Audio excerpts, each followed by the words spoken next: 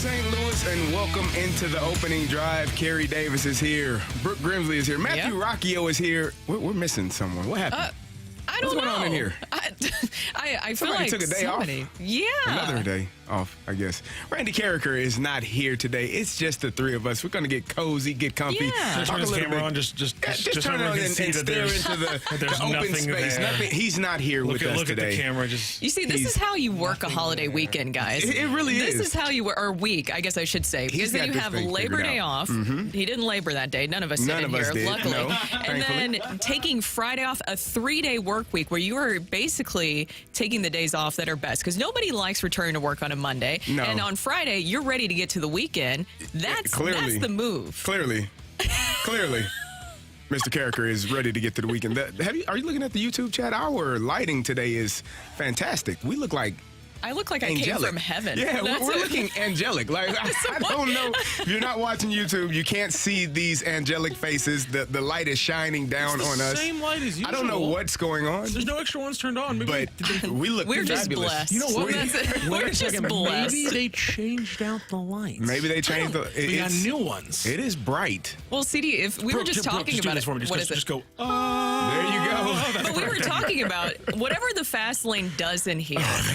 I have no idea. We walk in today, chairs were everywhere, cameras are everywhere, because people get upset. I can't see whenever we start the show where the cameras are. People get upset where they're like, I can't see you. And it's like, well, I don't know why the camera is facing towards the computer, and the computers are everywhere. It's one of those things. We want to see your face. Who said that? You want to see my face? The fast lane gets done with their show, and they just scurry out of here. That's what I feel like. They don't clean up, just leave. Just the hell with it. They'll get it in the morning, whatever. It reminds me of like into school when everybody's just like packing everything up and just rushing out. Chairs arrive. They got all the lights off in here too, so they have the strobe lights going. It's a pretty cool setup. Did you ever work food service where like you had to open and the closing shift was always like, what did they do before they left? Yes. Nothing. Exactly. 100%. Well, the Cardinals lost 8-5 last night. Adam Wainwright took another loss on the mound. He went 5 2/3, 8 hits, 8 earned runs, 4 strikeouts, 3 walks.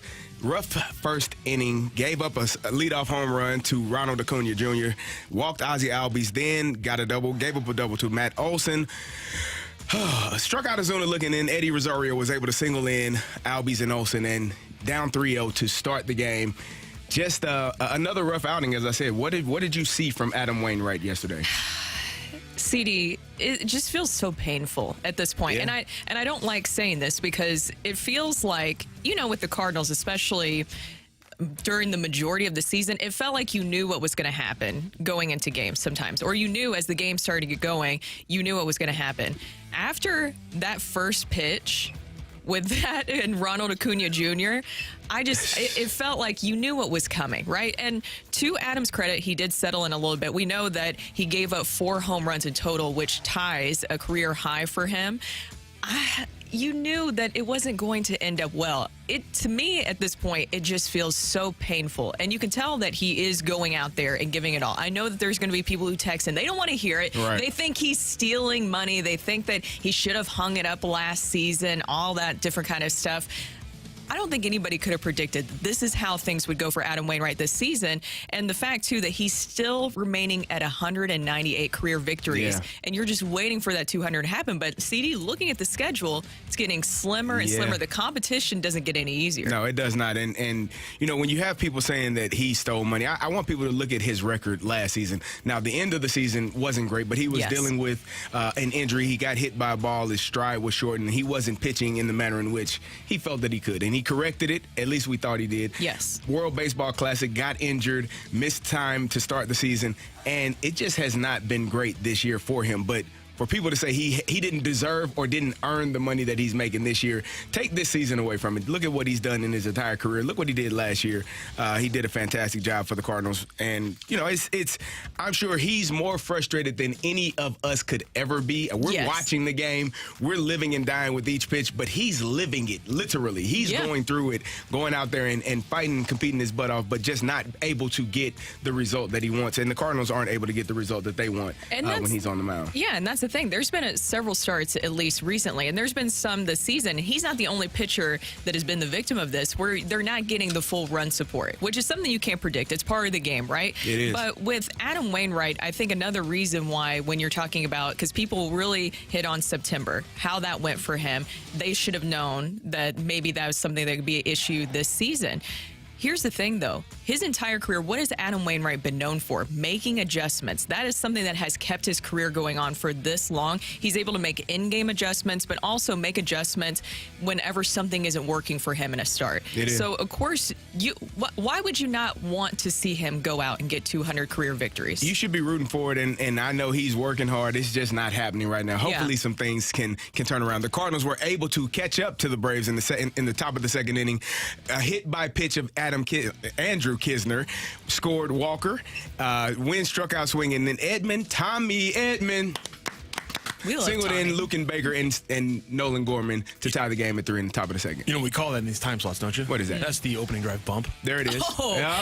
This is true. worked. This is true. Yes. Adam Wainwright was able to pitch a few more innings, having success. Adam talked about how he made adjustments after that first inning. Well, I just came out a little rusty is all. I think the first inning was just, not as sharp as I wanted to be. And then as the game wore on, I got a little sharper and sharper until the very end there. But, I think once I realized my body was going to be all right, pitches settled in, and I was able to execute better. Pitches settled in, able to execute better, and did pitch better until the bottom of the fifth, where he gave up another run in the bottom of the sixth. It's just, Brooke, I don't know. I don't have the words for it. We want him to be successful. Yes. And I'm not a person that would ever. Here's my thing. I know that the talk radio thing, the popular thing is to disparage and downgrade and degrade and just saying they're stealing disrespect money. Yeah. professional athletes until you put on a uniform, until you walk out there and do that in front of 20,000, 30,000, 40, 50, 60, however many thousands of people, until you are in front of millions that are watching. You have no clue what it would take to be able to do that, to have success at that. Now, are you always going to have success every single time? No way in the world. Yes. But to get to that point, to be able to say you are a professional athlete, the amount of work, the amount of sacrifice that it takes, I'm not saying you can't, talk about the performance as you see it, but to say that people don't deserve what they have earned is absolutely crazy to me. It is. And here's the other part of it, too, is that I always want to know, and I just want to know this. Maybe somebody can text in, because I know that people want to text in and say that he's stealing money, different things like that.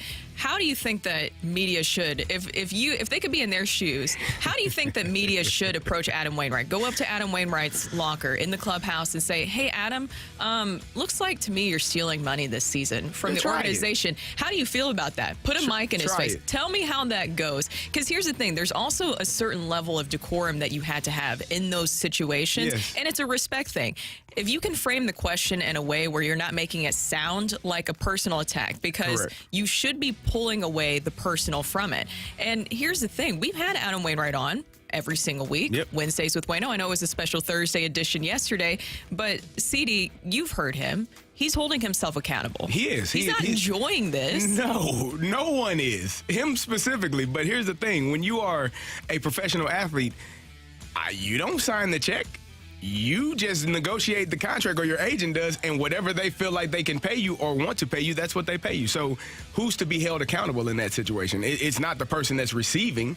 It's the person that's giving. And if the Cardinals didn't feel that he would be worth that, they wouldn't have given him that. And they felt that he would. It just hasn't gone well. And I think this entire season has been mainly about the players on the field. I've said that all season long. People wanted to fire Ollie. People want to fire Mo. People want to walk Wainwright off into the pasture and never see him again. Okay, that's a player. But the other two are not. And so when you're looking at why this team has struggled, it is about the players on the field and them not performing at the level that they were expected to. And hey, by the way, like this season, even if Adam Wainwright had a fantastic season, would it be any different, you think?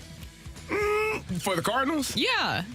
It might have been. They might not be. How many games back are they now? 18? It feels 19? like. Is anybody even keeping up with it at this point? How many If you just games back? love misery and just want to check that out. Maybe they're 12 games back, maybe 10. He's not. But, my point being, he was never expected to be the ace for the starting rotation this season, and there was a lot of things that went wrong with the Cardinals this season. Yeah, I mean, too many and things not making to count. excuses for them whatsoever. There was too many things to count. Way too many. We got a comment. I don't want to call it text. Yeah. Comment's not the right word. Chat. I don't know what I'm talking about. I'm off this morning. Maybe if the team was paying him like $5 million for the season, it would be different. He is the highest paid pitcher on the team. That's from Hunter in the YouTube chat, which again I think is a weird statement in a non-capped league. Isn't Miles Michaelis the highest paid pitcher on the team? Sorry, he said second highest paid. He corrected that. Okay. And again, I always think that's a really weird take to have in non-capped leagues. It's like, why? That's not your money, like that $12 million. Do you really think if they gave Waino $5 million, they would have spent that 12 on another pitcher, and that would have changed this season? Just be realistic about this. But here's the thing: if you don't like that he's the second highest paid pitcher, your complaint isn't with him. Your complaint's with the front office. And here's the thing: is your anger correctly? Yeah, with what Hunter's saying, and I think maybe some people feel this way, is that they could have used that money elsewhere to go get another starting pitcher. Here's the thing: I don't think that they were going to get another starting pitcher this past offseason. They were laser focused on getting a catcher. I told you guys, I remember John Mozeliak saying even last summer that their focus was going to be finding a catcher this offseason. And guess what? He stuck to his word. He got him. And he got a catcher. And he said that they were maybe looking at some starting pitchers that we know, but then it didn't pan out. And then those guys ended up having injuries. So hindsight's 2020, blah, blah, blah, all that different kind of stuff. But at the same time, Adam Wainwright wasn't spending money on him wasn't holding them back from getting starting pitchers. They weren't withholding money, finances to go get someone else. They spent what they wanted to spend, where they wanted to spend it, and they had confidence that Adam Wainwright would be a good pitcher this year and have success. Just like they had confidence that Jack Flaherty would be a good pitcher, Jordan Montgomery, Miles Michaelis, you name them. Andre Polanyi. Do I keep going? Wilking Rodriguez. Remember? Pick one. They had confidence that every single one of these pitchers would have success. Yes. And it hasn't been that way, whether it's the starting pitching or the bullpen. Yesterday was Adam's turn. He didn't perform well. We will not, just bypass that because that's what took place. But to say he didn't deserve or didn't earn the money that he made, I think is completely crazy. I agree. That's Brooke. I'm Carey. Coming up next, we got a little bird watch or maybe bird droppings. I don't know. We'll see. That's next on the Open Drive.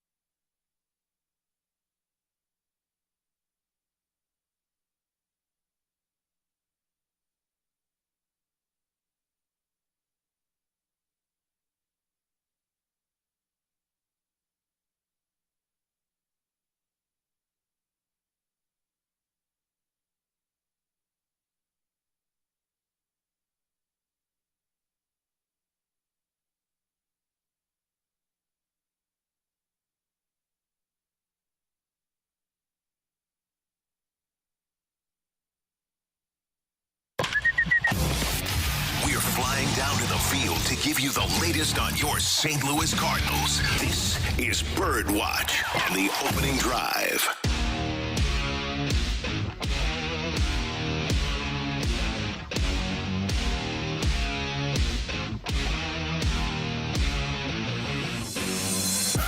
Happy Friday, everyone. Welcome back to the opening drive. I'm Brooke Grimsley alongside Super Bowl champ Carey Davis. We also have Matthew Rocchio in studio.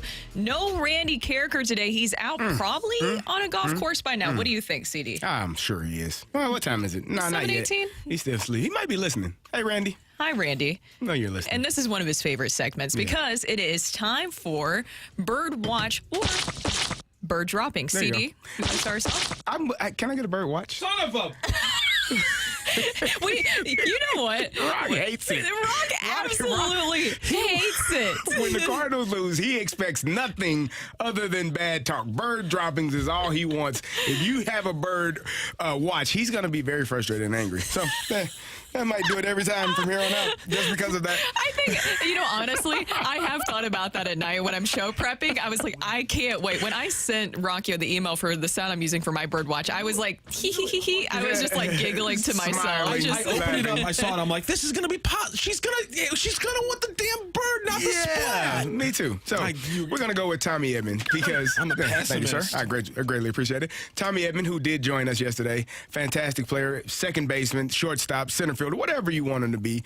But as a hitter, his last 8 games, batting .400, 7 RBIs, 3 stolen bases, has the 2 walk-off hits for against San Diego that were outstanding. Just performing well, and I think the thing to keep in mind for the rest of this season to keep an eye on, and for next season, where is he playing in the field, and where is he batting? Where is he best suited?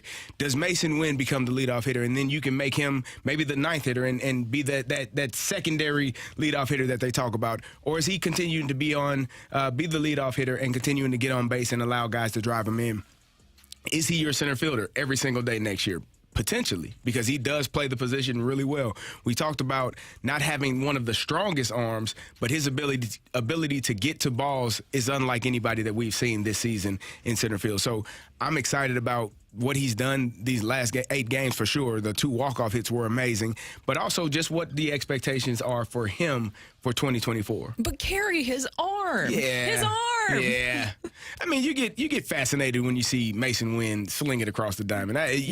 We get thrilled by size-wise, they are very similar. I think size-wise. Mason might be a little bit taller. A little bit, yeah, yes. Maybe. I think Mason might be a few inches taller. But either way, they are, Mason has a stronger arm, obviously, and that's part of it. But what Tommy Edman does in tracking the ball, I told you, I like to listen to Jim Edmonds talk about playing center field and how he attacks the ball and how he sees the ball off the bat, and knowing it's all about that first jump, the first reaction, how you see the ball when it's hit. And so I think Tommy Edman does a fantastic job of getting to balls that, some of the other center fielders this season have not been able to get to. His baseball IQ is what's on display, and that's why he is. He is. And also, I think even his brother and sister, I don't know if his sister still works on the analytical side of things, but they're all involved in baseball in some sort of like engineering analytical sense. So that is a very baseball savvy family and very smart family too. Yeah, very, very intelligent, very good baseball player, understands how to play the game the right way, a pro. And when you are,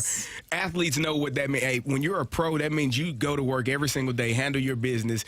You're going to be locked in, dialed in, and going to take care of everything that comes for you. And it was interesting because Willie McGee talked, I think it was before yesterday's game or maybe the day before, about Tommy Edman with Jim Hayes on Bally Sports Midwest. And Jim asked him, like, what have you had to say to Tommy? What have you had to work on him with? And he was like, I don't have to tell him anything. Yeah. He was like, he puts in the work. He just goes out there. He talked about his high baseball IQ and how quickly he's able to learn and adapt to things. And that's something when we're talking about possible trades this offseason, it's going to be really hard to part possibly with a Tommy Edman. I don't want to lose Tommy Edman, but I'm saying when people are looking at players and what you could get value out of, his versatility is something that could really pay off. I agree. For the Cardinals, and I think I want to keep him here. I do too.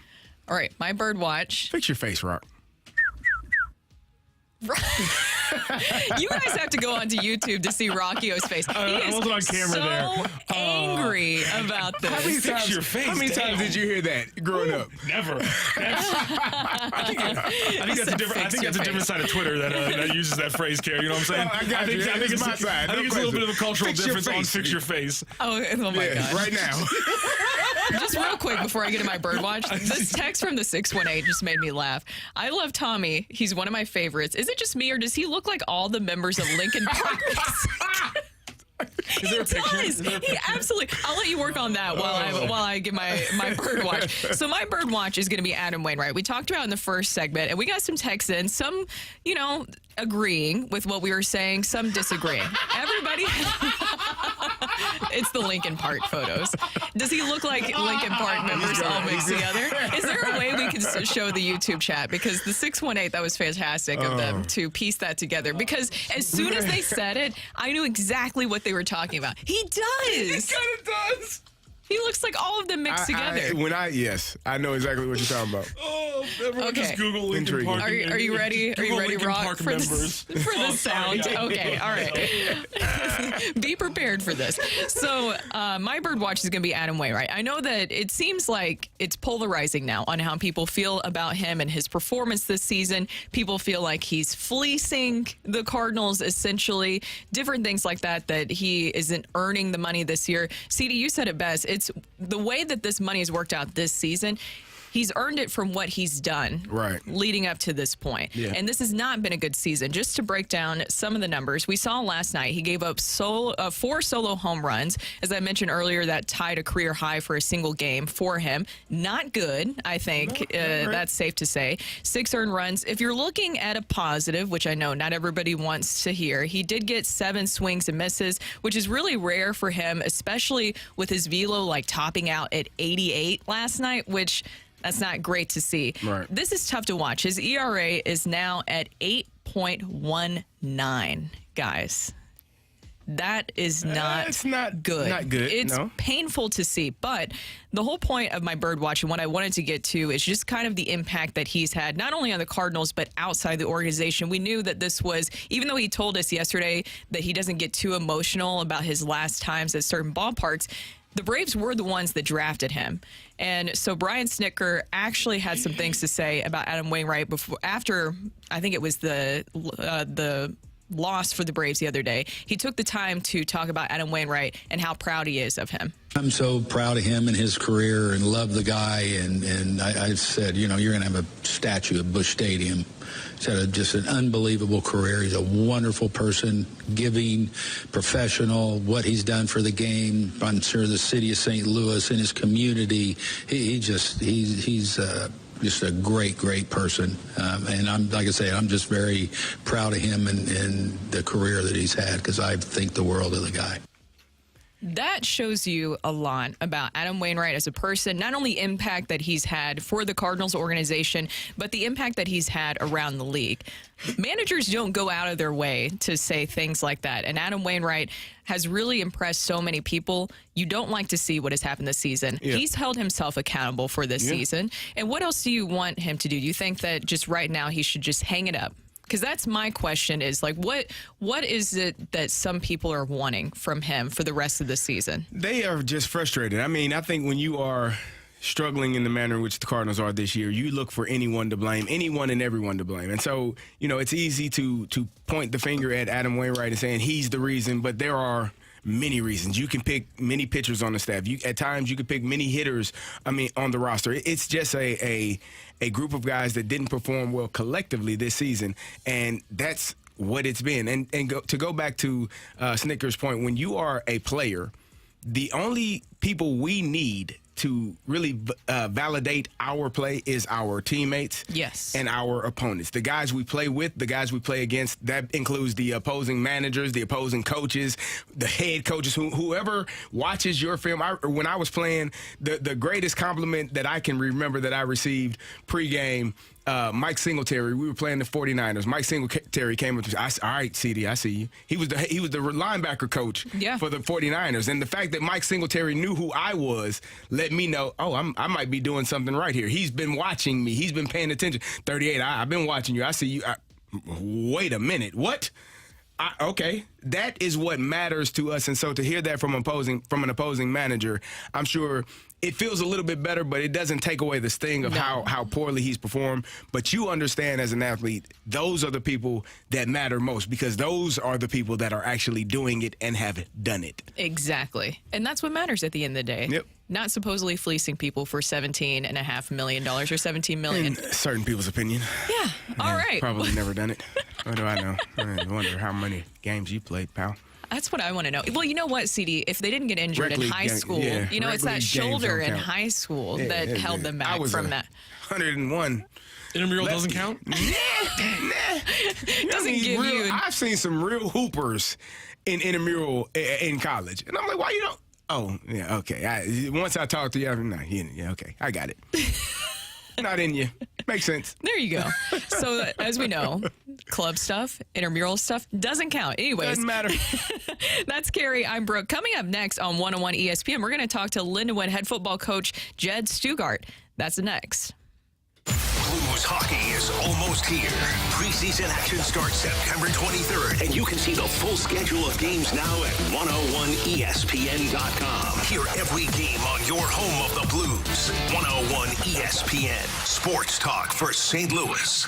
To have a roof over your head, a nice roof over your head, is very important. That's Rick talking about his experience with Rhino Shield ceramic coating. We got Rhino Shield 18 years ago, and they're very cooperative on getting us the right paint. They were in and out and done in no time. Once it was finished, looked great. We were very happy with it. The main reason Rick called Rhino Shield is because it's backed by a 25-year transferable warranty. We've watched a lot of people get their house painted 3 or 4 times, and we haven't had to do any of it. I don't know about you guys, but I don't want to have to paint it every 5-7 years. Take a tip from Rick and put down the paintbrush and call Rhino Shield for your free evaluation. 877-25-RHINO. 877-25-RHINO. Or visit 877-25rhino.com. We got Rhino Shield 18 years ago. Financially makes sense, especially if it's going to last like this did. Still looks great. Call now. 877-25-RHINO or 877-25rhino.com. Don't paint, don't Rhino, go Rhino Shield. Never paint your house again. Rhino Shield. Moments like my daughter telling me a new joke mean a lot to me. But after being diagnosed with metastatic breast cancer, or MBC, which is breast cancer that is spread to other parts of the body, they mean even more. I take Ibrance, palbociclib. Ibrance 125 milligram tablets with an aromatase inhibitor is for adults with HR-positive, HER2-negative MBC as the first hormonal-based therapy.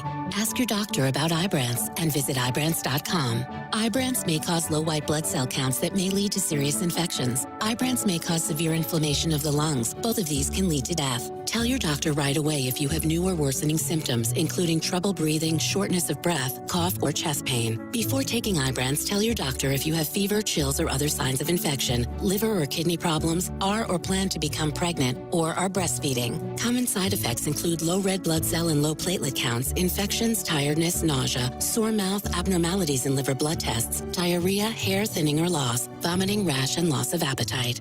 The biggest pro football contests in Vegas are back and bigger than ever with $14 million in guaranteed prizes only at Circus Sports. Enter in Nevada, play from anywhere. 2 ways to win and no rake. Play Circa Million. Make 5 picks against the spread each week with quarterly and full season payouts. Or join Circus Survivor, where you select one team each week straight up. Last the longest to win it all. $14 million in guaranteed prizes. Visit circusports.com for details. Proudly serving our community for over 40 years, Scott Lee Heating Company is a locally owned and operated HVAC company and a Mitsubishi Electric Elite contractor. Our experienced team members are dedicated to providing the best heating and air conditioning solutions for your home or business. Scott Lee Heating is proud to be veteran owned, and we are committed to bringing professionalism and value to every job. Trust us to keep your home comfortable all year round. Visit ScottLeeHeating.com today for all of your HVAC needs. That's ScottLeeHeating.com. You work hard to keep your business running. Let Sumner One manage your office technology solutions. Learn how they can improve your productivity today at SumnerOne.com. That's SumnerOne.com. Sponsored by Vogel Sheet Metal and Heating. Canadian wildfires, tree pollen, cat hair, dust. Tired of breathing the air? Go to VogelHeating.com, where we're not comfortable until you are. Serving the St. Louis community for over 75 years.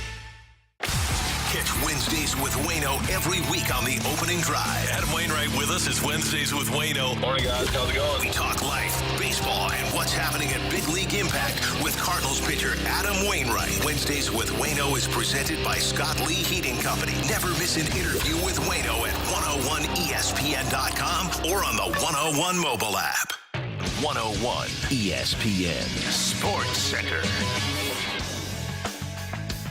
This is Rocky with your Sports Center update, driven by Johnny Londoff Chevrolet and Johnny Londoff Autoplex. The Cardinals failed to complete the sweep over the Atlanta Braves last night, falling 8-5. Not a lot of offense, but Tommy Edman, a big game, going 2 for 4 with a 3 RBI game. If you want to hear Tommy Edman talk to the opening drive yesterday, you can go check that out on our Dobbs Tire Auto Centers podcast on 101ESPN.com. Cardinals back in action tonight. It's one of those Apple TV games on a Friday night. 5:40 p.m. first pitch. Cardinals and Reds starting a 3-game series. That is your Sports Center update, driven by Johnny Londoff. Find your Rosen Shop 24/7 at Londoff.com and LondoffAutoplex.com.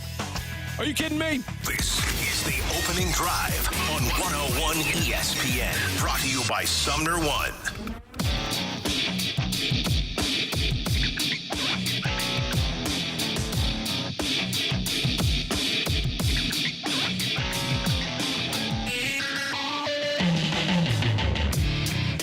Welcome back to the opening drive. I'm Carey Davis, joined by Brooke Grimsley. It is 7:33. Your time check is brought to you by Clarkson's Jewelers, an officially licensed Rolex jeweler. And we go to the celebrity line, and we talk to our great friend, head coach of Lindenwood football, Jed Stugart. Coach, how are you doing this morning?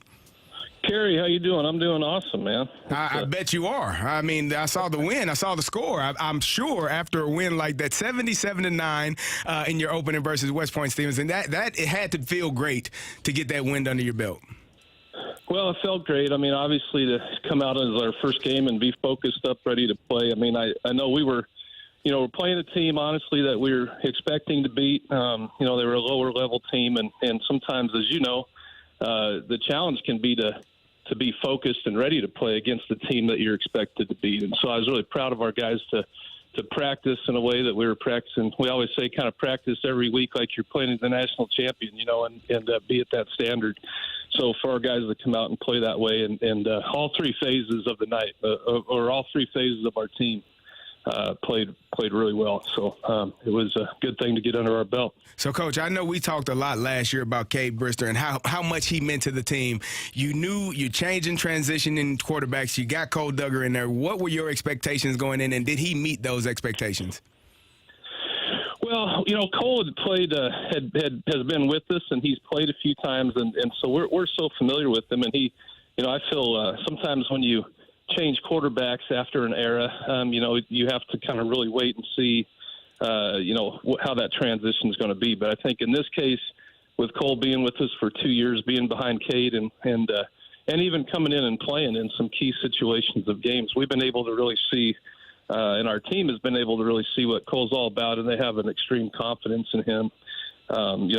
He's his own kind of quarterback. He's different than Cade in a lot of ways, and we feel highly comfortable with Cole. We're excited, to see what he does in his next 2 years here at Lindenwood.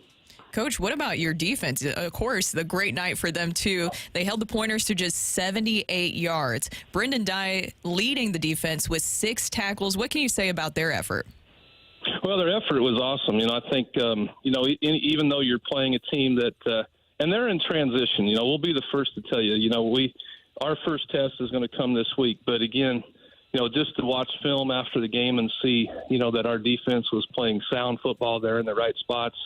But what we want to do is we want to be we want to fly around. We want to be a running, pursuing defense. And that's what we saw, and good things happen when they're doing that. And so, like I said, our real test will be tomorrow. But, for first indicators, because that's where we really struggled a lot last year was defensively. We were young. We were kind of banged up in a lot of spots, and the test will be, how improved are we defensively? And so far, I'm really happy with some of the improvements we're seeing. And so, yeah, it was fun to see those guys. Well, as you mentioned there, big game tomorrow. Kickoff at 6 p.m. against SEMO. And you guys it's the second installment of the Game Ball Brawl. So how excited are you for that? And also to get kind of a rivalry going? Yeah, absolutely. It makes sense that this rivalry, two in-state teams, really not far away. And it's fun. I've been a part of rivalries in my past, and it makes it special for both programs. And, this is the second game, and it's our second year at FCS level. So it's one of those things where now to make it a rivalry, we have to do our part. And, we've got to try to get that thing back. And so, not only being a in-conference rival, it's also this new rivalry game. We're playing for the trophy. And it just makes these are the special things about college football. And we're excited to just adds another element of motivation for both teams. You talked about the conference element of it. Does that play into anything when you're thinking about recruiting? Because you all are essentially recruiting the same areas in Missouri, Southern Missouri, St. Louis, all of those areas. Does that play a factor into how important this conference game is? Oh, without a doubt. I mean, it's and this rivalry. I mean, like you said, Carey, it's not just the one game a year. We're seeing each other. We're recruiting the same kids. And it's, that adds that element. That's why this game's very crucial. Some kids are making decisions, off of various things and even, how your program plays and all those things can be other elements to that. And so that's what makes this thing, really intense and really exciting. Now, because we talked about last week about the transfer portal and how that has changed so many things. You all didn't lose anyone in the transfer portal last year. How tough is that to recruit new kids? But the way that football is set up now, you also have to recruit the kids that are in-house to make sure they stay in-house. Yeah, no doubt. I mean, we that was a great thing for our program, but just really I think shows how our coaches. How they treat our players, how the culture of our program. I think that's a huge indication. I think, I've never been one that, college football is ever changing. And, sometimes, the transfer portal is just a reality. I mean, it's one of those things where you don't know until maybe your compliance officer walks in and notifies you that somebody's leaving. And so, I think that, if you're a program that has a healthy culture and really pours into your players and stuff, I think, you probably don't worry as much about that, because you're engaged with your players. You're always going to kind of know how they're feeling. And I think it puts other, if you're a program that doesn't do a lot of that, it kind of forces your hand a little bit to be a little bit more engaged with your players. And then there's just some realities. I mean, the transfer portal, there's sometimes kids just, are lockjam behind somebody their age. They know they're not going to get on the field and want an opportunity to play, and so sometimes that's going to happen. And since, and we've had a couple guys that have done that, and we understand that to help them get placed in places where they can play. But it has changed the dynamics a lot, especially when it comes to recruiting and how you're going to choose to recruit. Well, Coach, you all must be doing a great job. Keep up the great work. Good luck tomorrow night. You can catch the game on ESPN Plus. You all playing Southeast Missouri State in Cape versus the Red Hawks, 6 p.m. tomorrow night. Good luck to you all. We will be watching, and we'll talk to you next week. Thanks, Brooke and Carey. Great being on with you today. Thank you. That was Coach Jed Stugart from Lindenwood University joining us today. Got a little football action. Football is in full play right now. I love football so much. And great for Lindenwood. It sounds like a lot of fan support, a lot of people going out there, too. I need to go out to a game. But when you beat someone 77-9... Oh, my gosh. Feels good to get that W, the first W. Don't matter who it's against, to get that first win of the season under your belt. It feels great.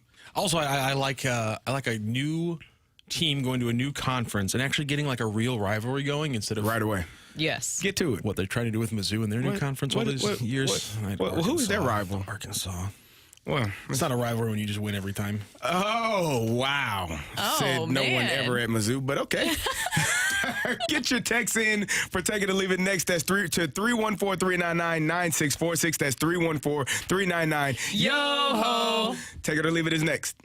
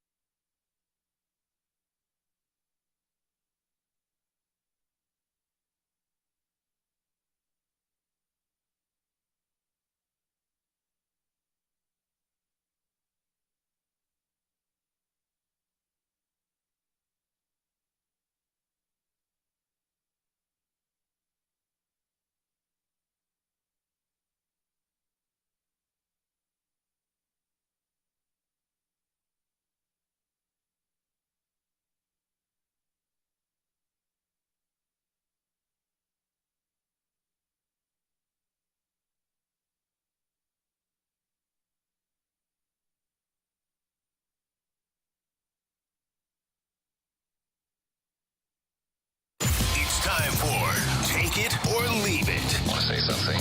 Put it out there. If you like it, you can take it. If you don't, send it right back. Get your text into 314-399-9646 and give us your take it or leave it. Brought to you by Gloria Lou Realty. Visit GloriaHasTheBuyers.com and start packing. That's my final offer. Take it or leave it.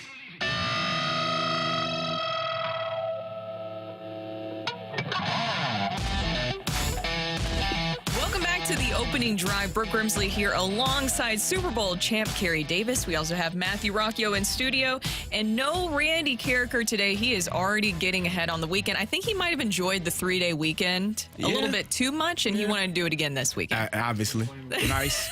Well played, sir.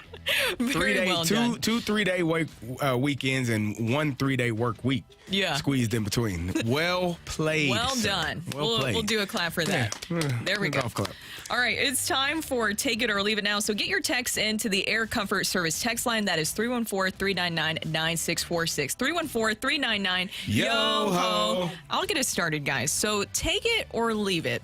We knew that the big story going into that Kansas City Chiefs and Lions game last night is that Travis Kelce was going to be out due to injury. I know that I feel like we all knew it was coming. It took them a minute for them to say it, but we knew it was coming. Take it or leave it. Fantasy owners were really upset that Kelce didn't play, but Patrick Mahomes was probably even more upset. Oh, take it. Yeah, take it. I played a guy last night that didn't realize Travis Kelce wasn't playing and had him in his lineup.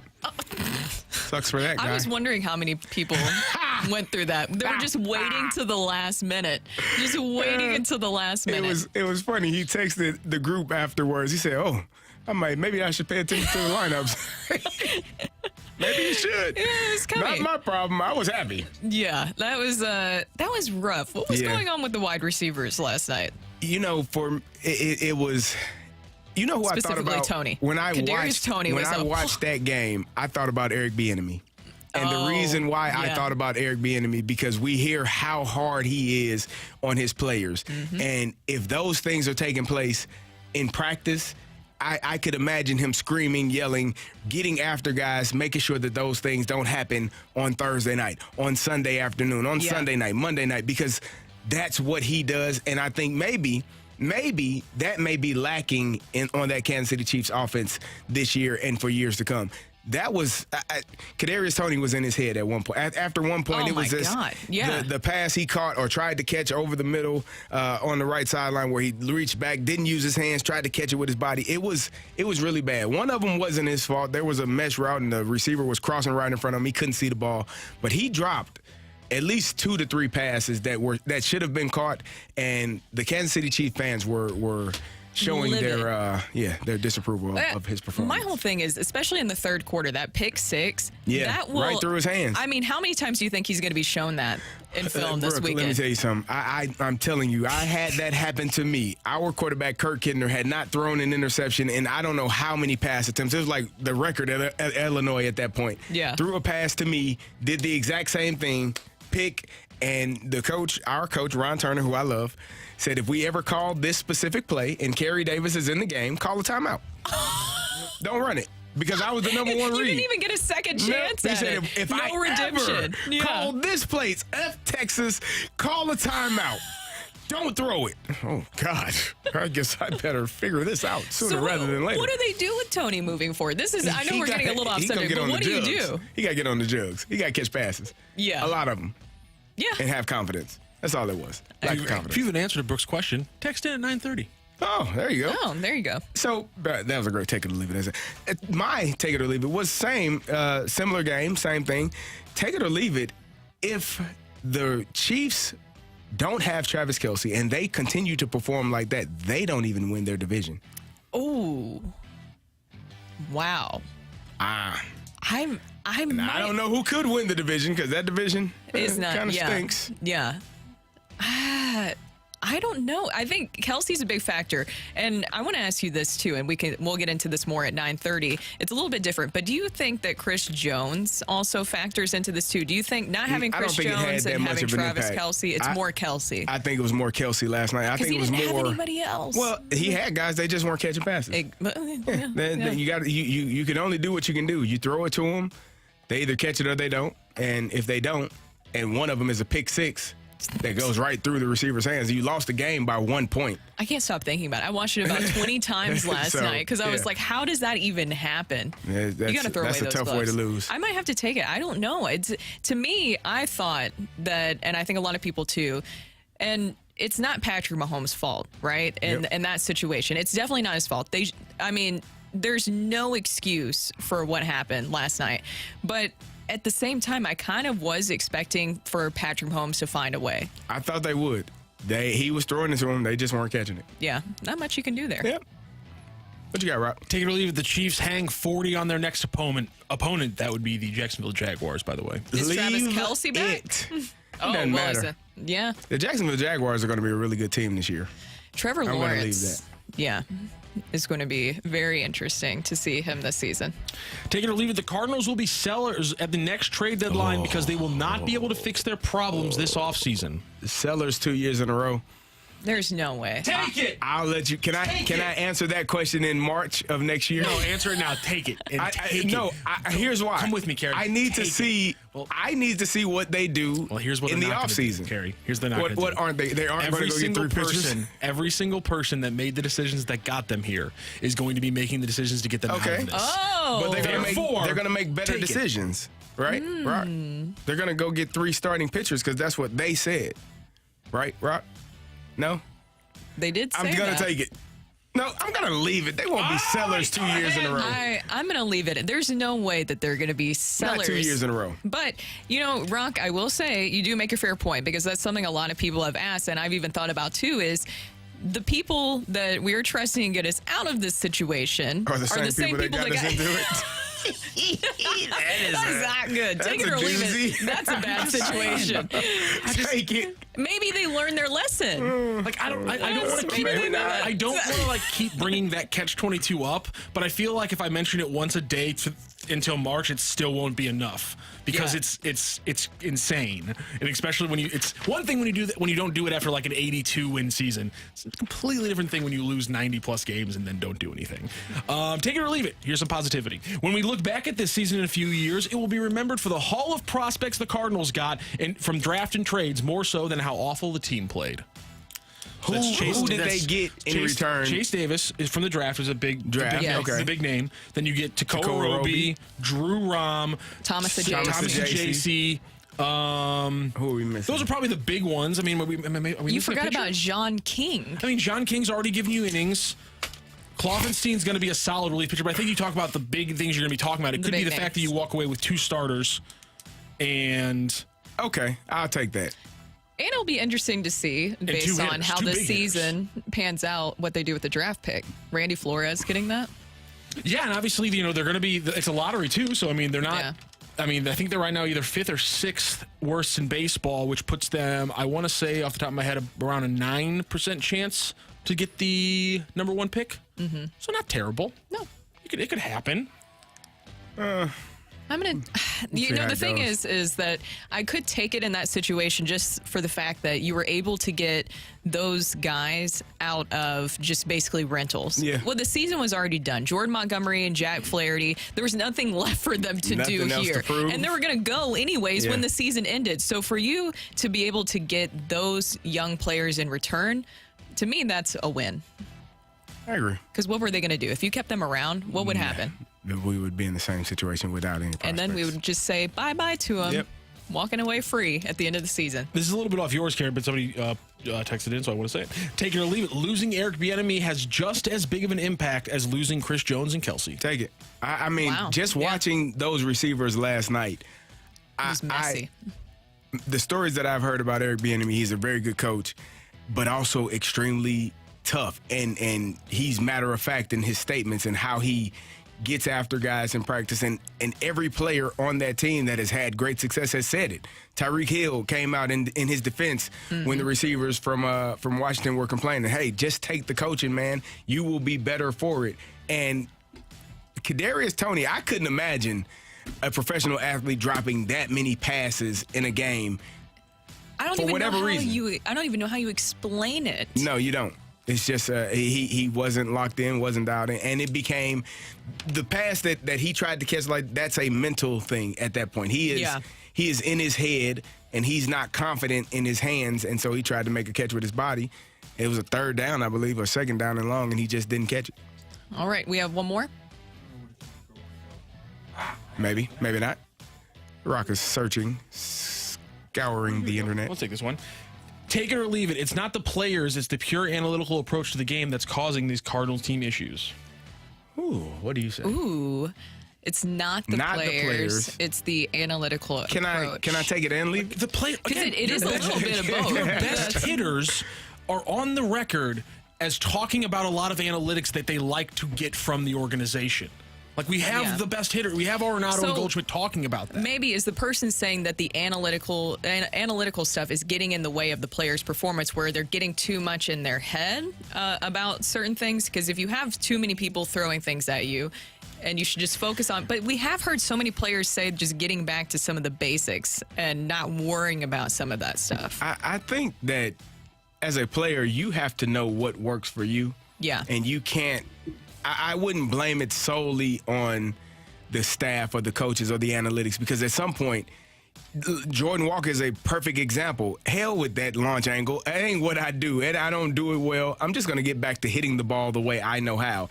And you have to be confident in yourself. You have to be good enough to do it, but you have to be confident enough in yourself to say, this is what I want to do. This is how I'm going to approach this.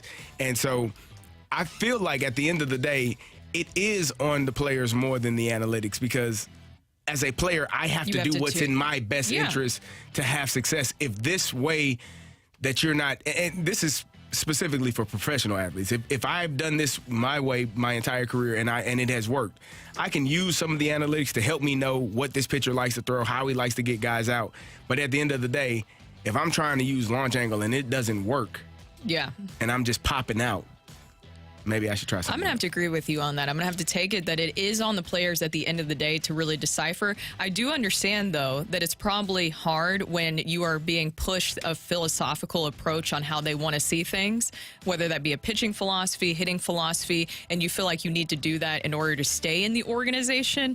I can understand that getting in the way. I do think analytics in general, and we know we're not an analytics show here. We don't like all the numbers, all that stuff. It takes the human element out. Yes. That's just what it does. I think we're all tired of seeing that aspect of it and how it's affecting a game. All right, well, that's Carey. I'm Brooke, and thank you, Rockio, for the Take It or Leave It. Coming up next, we are going to go to the celebrity line to talk to the voice of the Tigers, Mike Kelly. And you know what, guys? I think that Eli Drinkwitz did a little bit of a take it or leave it earlier this week, and he said leave it to the quarterback competition. We're going to talk about that with Mike coming up next on 101 ESPN.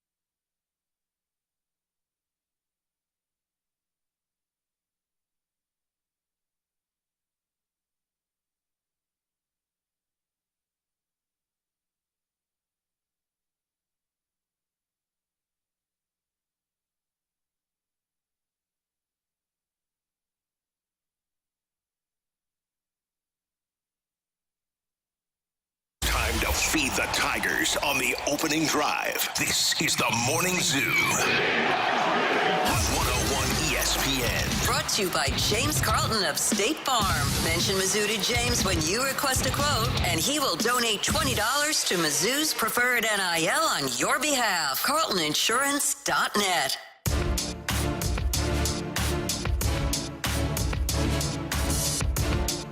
We will be moving forward with Brady Cook as our quarterback and quarterback number one, while giving Sam opportunities to grow throughout the game. It won't look the same as it did this past week as far as maybe exactly equal first half and second half, but we are definitely committed to letting Sam continue to get reps and improve and grow.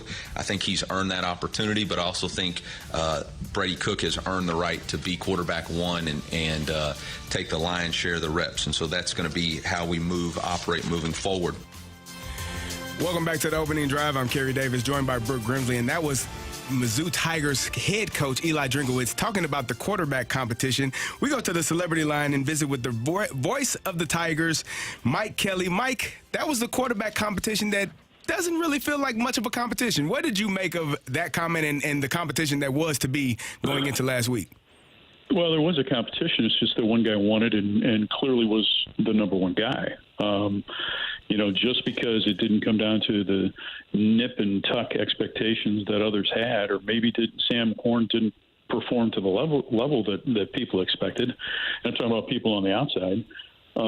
He did some nice things in camp. I think the biggest deal is consistency. And you saw it in the second half. He'd make a really, really good throw, like the throw over the middle on his first possession. But then he made a poor throw on what resulted in an interception. So, and people can say, well, it was a drop. Well, it was thrown behind him, and it was behind him, and then it was dropped. And so it resulted in an interception. And so it's on the quarterback to put the ball in a better position. Brady's just been more consistent, and he's been more consistent from day one of camp. And you can tell that his comfort level is at such a higher level than the other guys that he was competing with. I mean, let's keep in mind he's going to make his 16th consecutive start for Missouri at quarterback tomorrow against Middle Tennessee. As you gain that experience as a quarterback, there are a couple of things that happen internally. You become more comfortable, but the game slows down for you.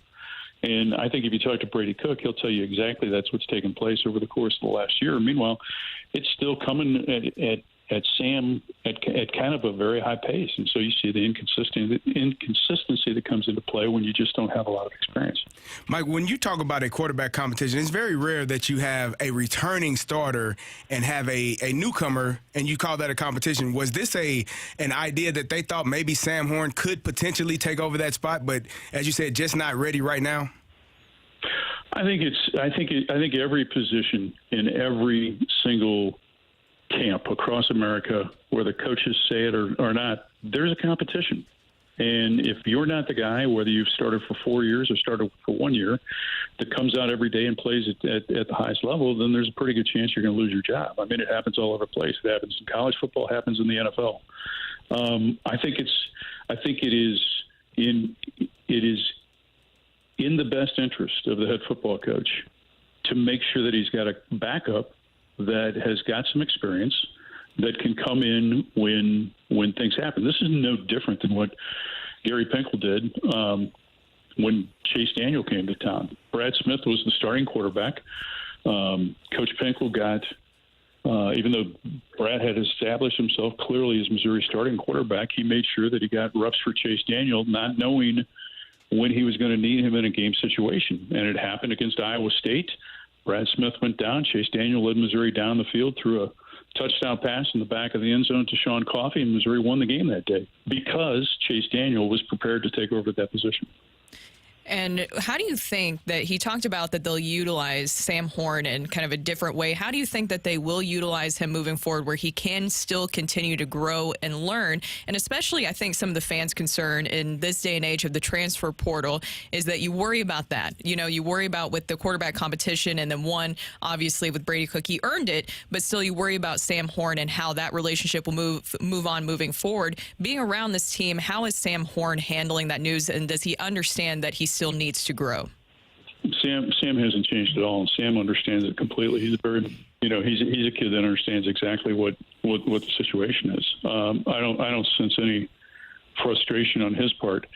In this day and age, Brooke, I mean, every player on the team could leave as soon as the portal opens up, right? So that's just something. If fans are going to worry about the quarterback, they should worry about every other position on the team, because that's happening across the board in college football thanks to the unprecedented free agency that we've got in the sport right now.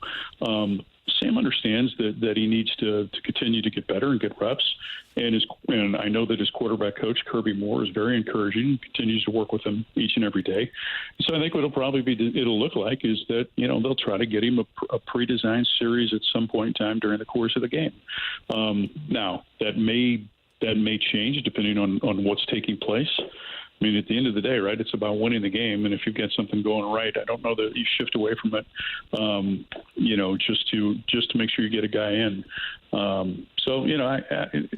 again, I think we've seen this. I mean, if you watch the Florida Netflix video, you saw that Florida did that with Tim Tebow his first year. Now, Tim Tebow came in as basically a design short yardage red zone goal line runner.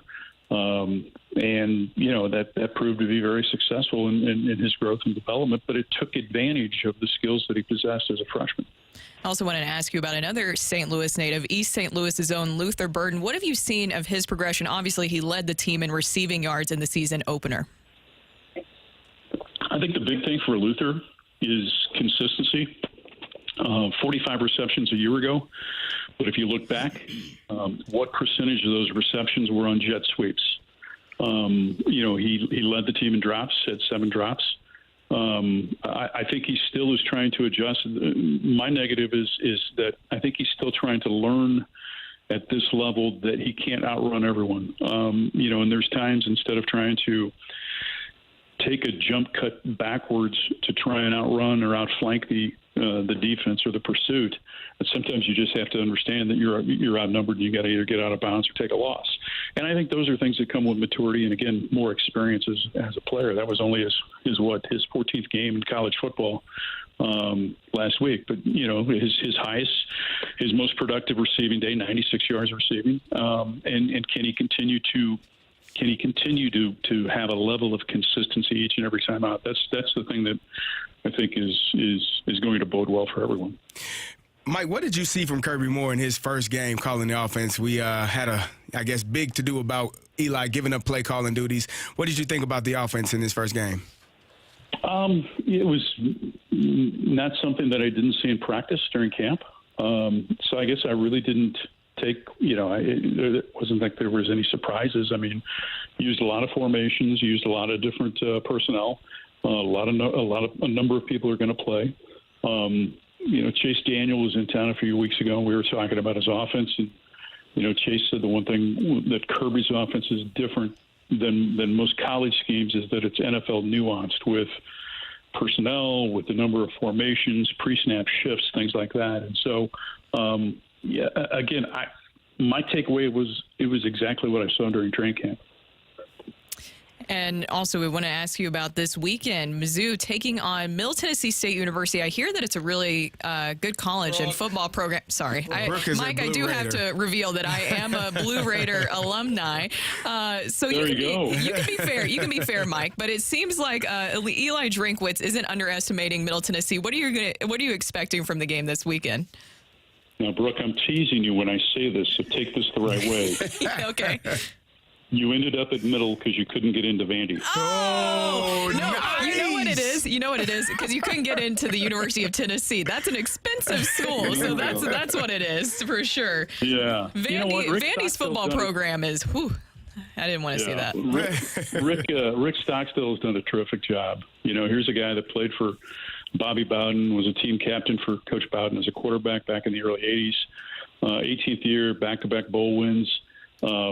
They're not going to be, put it this way, they won't be intimidated, nor will they be impressed by anything that Missouri does from a crowd standpoint. I mean, they played at Alabama a week ago. They played in a lot of big stadiums. I mean, they came to Columbia in 2003, and Gary Pinkel's team needed a missed extra point to survive. They spoiled homecoming in 2016 when they put up 50-plus points against Barry Odom's defense. So, this is a team that while they were beat, and I've watched the game twice now, the game against Alabama. They play hard. They're down 56-7, and they're still competing.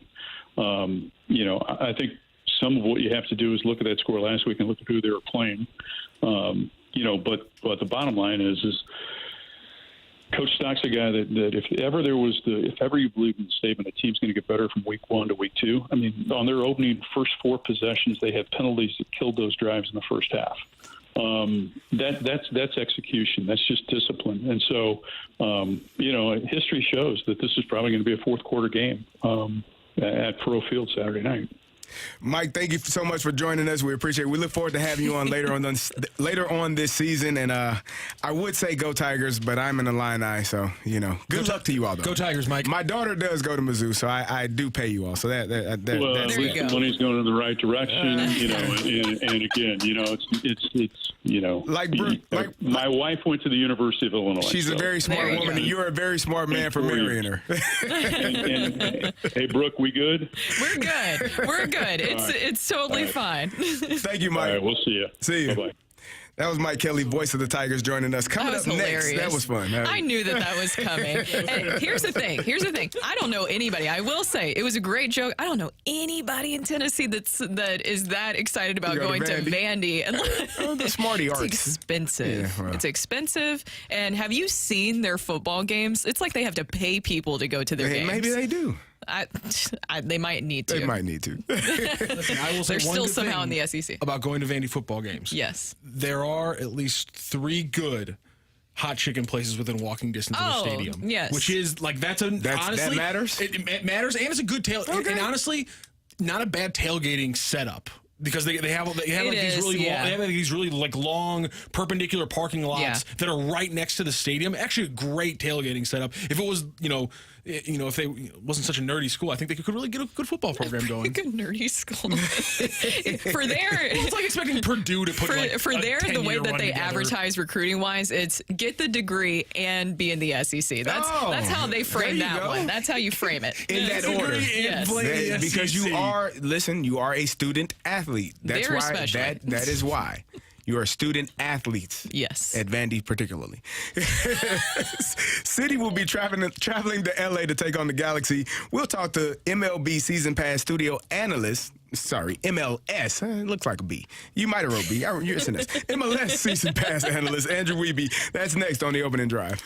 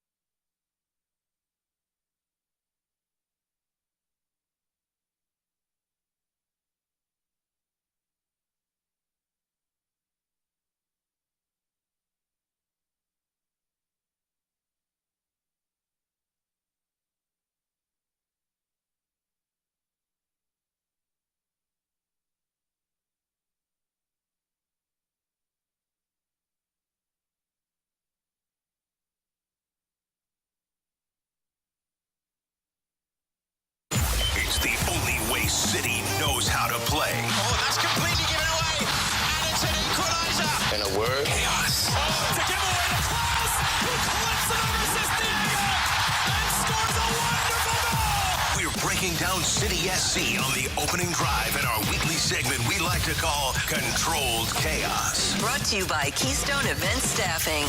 Better people mean better events.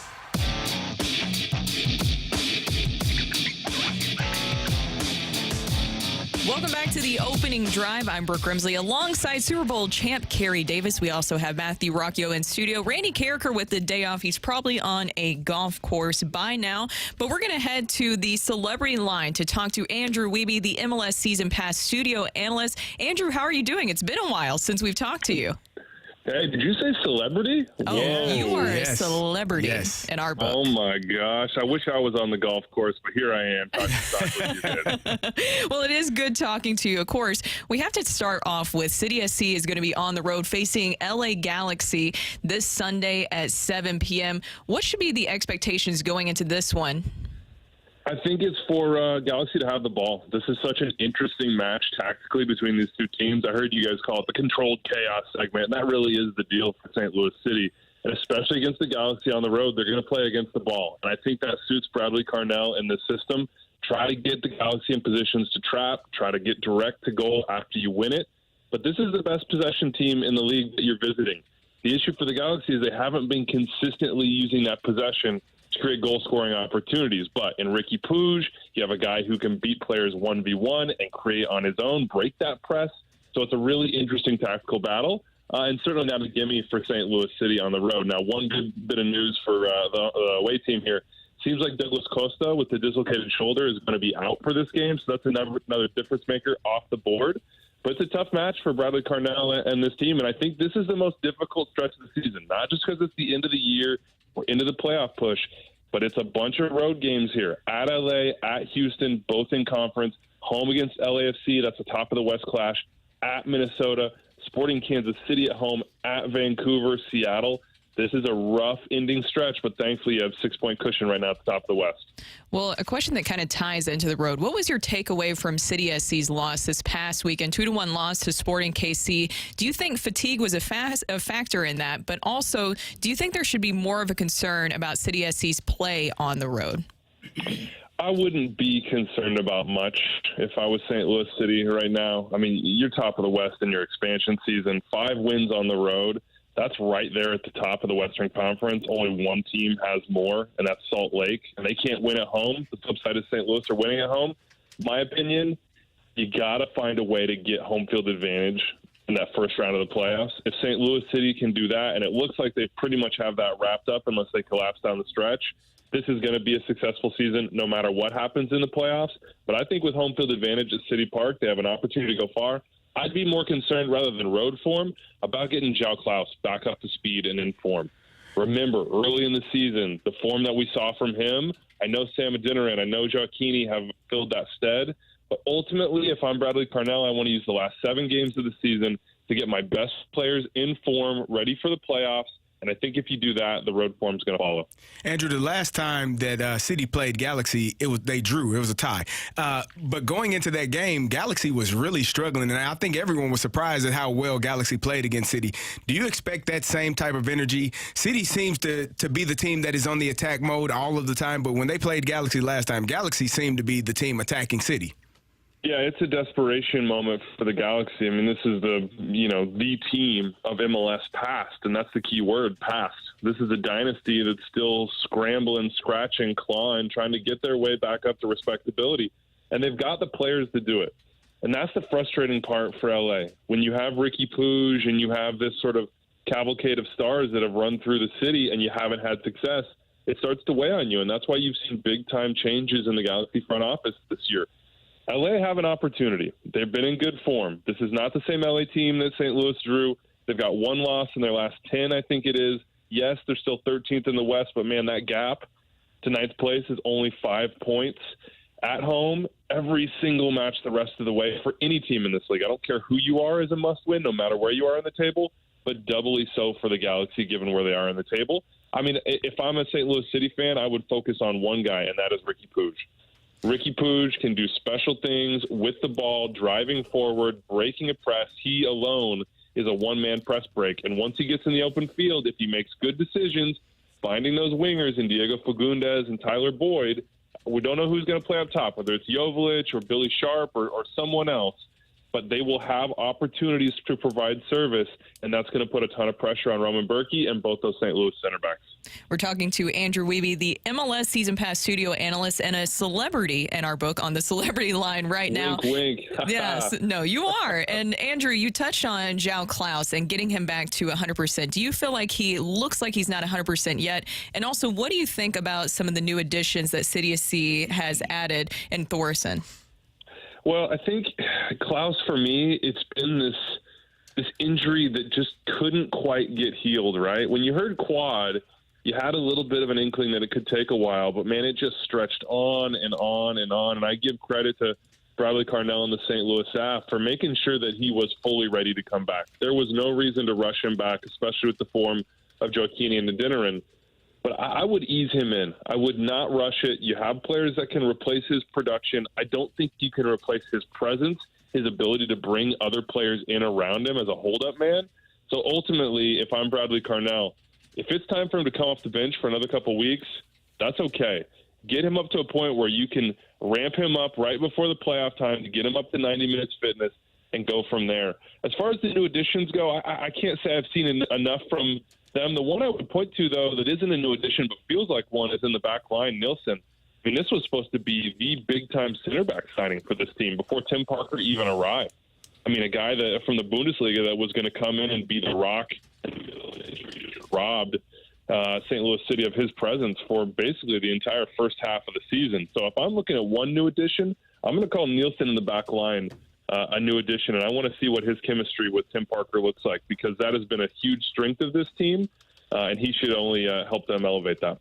All right. Well, thank you so much, Andrew, for joining us and being a celebrity. That's what we're saying. Celebrity here on out. So you can say that for the rest of the day. Thank you so much, Andrew. I'll accept that term, I guess, from here on out. But you know what? It's tough for us Kansas City folk this morning. I'm sure you guys have talked about it. Travis Kelce will be back next week. You're okay. I'll let that dog lie. All right, guys. There you go. All right. Thank you so much, Andrew. That was Andrew Wiebe, MLS Season Pass studio analyst, and City SC will be on the road this weekend facing LA Galaxy. That match is going to be Sunday at 7 o'clock at night. That is a late one. Coming up next, we are going to go to the fight. Do we need a fighter? We do need a fighter, yes. Oh, somebody's going to be taking on CD today. So somebody step up to the plate. Text in to the Air Comfort Service text line. That is 314-399-9646, 314-399-YO-HO. If you want to be the fighter, the fight is coming up next on 101 ESPN.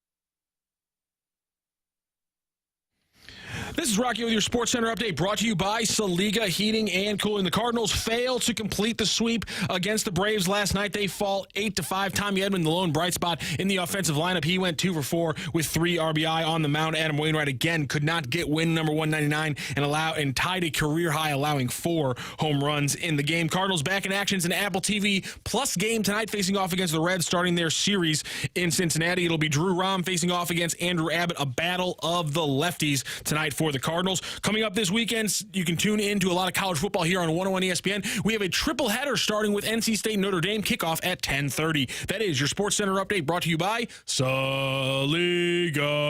Heating and Cooling, an independent American Standard heating and air conditioning dealer.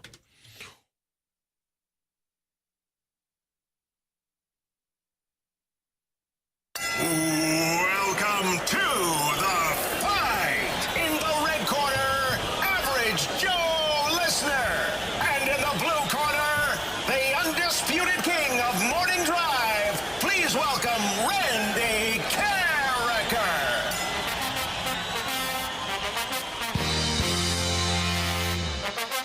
Welcome back to the opening drive. Brooke Grimsley here alongside Super Bowl champ Carey Davis. No Randy Karraker today, so that means no Mega Mind for the fight. It is CD who is stepping up to the plate today. I guess, Rock, you could call him like the pinch hitter. No, I thought we had a nickname for him. You guys didn't like Muscle Mind because you said it was muscle. insulting or something. Muscle Mind does sound a little bit insulting. So if somebody wants to text in and tell us what would be a better nickname for CD for the fight. What the heck was the nickname we came up with? I can't remember. It was so great we forgot. Either way, let's go to the line now to bring in Ricky. Ricky, welcome to the fight. I'm welcome to be here. Ricky, are you ready to take on CD? And do you have a good nickname for him? We were trying to figure that out as you were listening. Mind, it works. You know, I don't really have a specific name for Carey. He's pretty intimidating if you meet him in person, so I don't think you want to talk too much crap to him, if you know what I mean. You know what? That's a good game plan, actually. The mind with the mass. Does that mean with the mass? Yeah, he's a big dude. I like it. Yeah, okay, thank you, Ricky. Okay, there you go. Well, thank you, Ricky, for joining us for the fight. Are you ready to get started? I'm ready to roll. Okay, here we go. 25 years ago today, Mark McGwire launched his record-breaking 60-second home run. Who did he hit it off of? Steve Traxel, Mike Morgan, or Mark Clark? Traxel. Which wide receiver had the most catches and yards for the Chiefs in 2022? Was that Justin Watson, Marquez Valdez-Scantling, or Juju Smith-Schuster? Let's go with Juju. Over the last 30 years, only 2 teams have neglected to draft a quarterback in the first round, the Dallas Cowboys and what other NFC franchise? Is it the Seahawks, the Saints, or the 49ers? Let's go with what was the last choice? 49ers. No, what was the, I'm sorry, what were the 3? Seahawks, Saints, or 49ers? Let's go with the Saints. Which Heisman Trophy winner has the most career NFL passing yards? Is that Vinny Testaverde, Cam Newton, or Carson Palmer? Carson Palmer. All right, we'll double check our score. All right, we'll bring in Randy. We're bringing Carey Davis. Whoa. There we go. Ricky, how are you feeling after that? You kind of sailed through it. I feel pretty good. Okay. How's your look? This could be a good start to your Friday. After the end of, we'll see how the end of this goes. Yes, and we've been getting in some good texts. Somebody said the Intimidator, and I like that one. CD? Yes. Are you excited? No. No? Why not? So usually we break down what Randy has. CD has a big jug of water. What did Rock say to you? Well, Rock was laughing. Like, you're in trouble. He's like the antagonizing child when we were growing up. And makes fun. And you are what during the fight when Randy's the fighter? If I'm an antagonizing child, you are. You got me. Okay. The instigator a little bit? Pressure. Okay. I'm the instigator. I'll take that. Well played, my man. There we go. CD, say hi to Ricky. Hey, Ricky, how's it going? Wonderful, thank you. I'd like to give a shout-out to the League of Extraordinary Gentlemen. That's my fantasy football team. Okay. League that I'm in. Good luck. And MIZ, by the way, Carey. I. There you go. All right, CD, ready to take on Ricky? I am ready.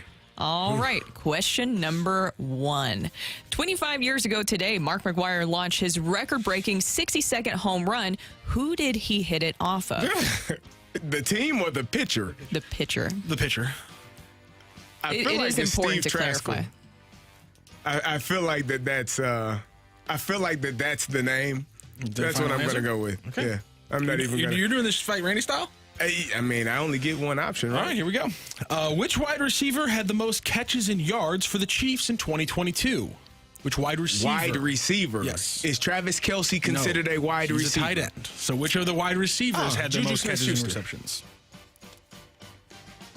Over the last 30 years, only 2 teams have neglected to draft a quarterback in the first round. The Dallas Cowboys and what other NFC franchise? Okay, so NFC, that makes it easier. I can go NFC East, Cowboys, Eagles. Draft a quarterback at any point? No, first round. First round. First round. Cowboys, Eagles. The Eagles take Carson Wentz the first round. The Redskins at the time took RG3. The Giants in the 30 years, Eli Manning. Oh, it's going to be Randy style for real. Yes, it is. Atlanta Walk us Falcons, through. you got... Tell us it all. You got Matty Ice. Drew, maybe it's the Saints because Drew Brees was not drafted by them. Carolina Panthers, Cam Newton. Who am I missing from the South? NFC South. NFC South. The Tampa Bay Buccaneers. Did you just say no one cares? I said Buccaneers. I thought you said no one cares. Ooh, they have a first round draft pick. So I got the Bucks or the Saints right now. NFC West. Jared Goff. Trey Lance. Russell Wilson. Did they take one? 30 years is a long time, man. Yes, it is. Jesus. Russell Wilson wasn't a first-round draft pick. I don't need the options because I know what the options are. It's going to be 3 of the teams I already said. NFC North, Green Bay, yes. Bears, yes. Stafford, yes. Vikings. Christian Ponder, yes. So it's going to be the Saints, it's going to be the Bucks, or it's going to be the Seahawks? You need an answer, Carey. Stop antagonizing over there. Jameis. Where's Jameis? I'm going to go Saints. All right. Which Heisman Trophy winner has the most career NFL passing yards? Okay, give me the options. Is it Vinny Testaverde, Cam Newton, or Carson Palmer? Ooh, that's nice. Nice. That's nice. Vinny Testaverde played for like 40 years. So one would think. I'd take Cam Newton off of it. Let's go, Vinny. All right. Brock, do we have a winner? We have a winner in today's fight. No, baby, this was a close one. Oh, he's getting too much enjoyment out of this. I don't like that, CD. This was a close one. In fact, I got to draw up my other sounder for this one because it was that close. So somebody did it. Who did it and who's walking away for the win is Carey. Not looking forward to Monday. Or is our boy Ricky really, really looking forward to Monday? Ring that bell. Go crazy, folks. Go crazy. The winner and new champion of the fight, Average Joe Listener. The fight is presented by Golf Discount of St. Louis. With the most experienced club fitters in town. Why shop anywhere else? Congratulations, Ricky. You took down CD in the fight and you hit the jack. Got all 4 correct. Congratulations. I'm feeling pretty good today. I wish I could have gone against Randy just so I can feel better about myself. Fair enough. But you'll have a chance now. You will have a chance You'll have a chance now, Ricky. You got the weekend to prepare because you will face off against Randy for round 2 on Monday. Let's go through those answers. You heard them all from Ricky. 25 years ago today, McGuire launched his record-breaking 60-second home run off Steve Traxel. His tying of Roger Maris the day before was off Mike Morgan. Which wide receiver had the most catches and yards for the Chiefs in 2022? It was, in fact, Juju Smith-Schuster. Over the last 30 years, the only 2 teams that have neglected to draft a quarterback in the first round are, in fact, the Dallas Cowboys and the New Orleans Saints. But here it goes, Carey. Here's where it got you.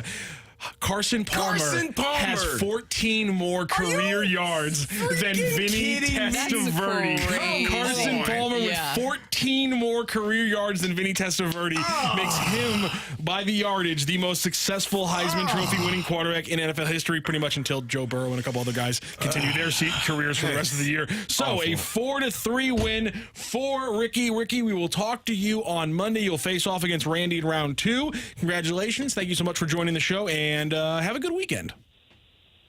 Yeah, I'm feeling pretty good. Just win, baby. Thank you very much. Good job, Ricky. Hey, Ricky. Yeah. If you ain't first, you're last. There we go. That's it. Ricky Bobby. There you go. Living up to your namesake, huh? Good Absolutely. job. I'm ready to bring it on next week. Carey, I appreciate you stepping in today and taking the beating, and I look forward to next week. I look forward to next week as well. I'm going to go get my big brother. I was going to say, Carey's going to be stirring the pot something fierce on Monday. Yes, well, thank you so much for joining us for the fight, Ricky, and we'll see you next week. Your way. Wow, some shots on the way out. It's all good. Man, CD, you should have known where it was going because the way that Rock, the smile on his face at the end I didn't know there, he had all 4 of them. No, that's tough. I told you when I was letting you in, like, Carey, this is going to be a rough one. And the Vinny Testaverde, I mean, he played 20 years. Yep. And so that felt like 14 yards, man. Come on, man. I should go all Randy Karraker in here. 14 yards, Rock. How are you going to hold a fact against me? That's all good, man. I love it. Well, thank you, Rockio, and thank you, Carey Davis. It's okay. Yes. Brooke, I want to. We got to figure this out. Carey, do you remember the nickname? Oh yeah. That you're supposed to have now. We had a nickname that was better than the one I thought of. The bearded brain. The bearded brain. The bearded brain. The bearded brain. The bearded brain. Something like that. I'm not sure. The beard and the brain. No, I don't know. The Beard and the Brain was a TV show, or no? No, that was Pinky and the Brain. Oh, Pinky and the Brain. I knew it sounded familiar. We got a lot of people saying. We got a lot of people saying mastermind. Oh, okay. But with like the 2 S's. You see there? You're big dude. There you go. Mastermind. All right, I like Mastermind. We're gonna roll with that one. All right, that was the fight. Coming up next on 101 ESPN, we have Fresh Take. Should we take anything positive away from this Atlanta series? That's next on the opening drive.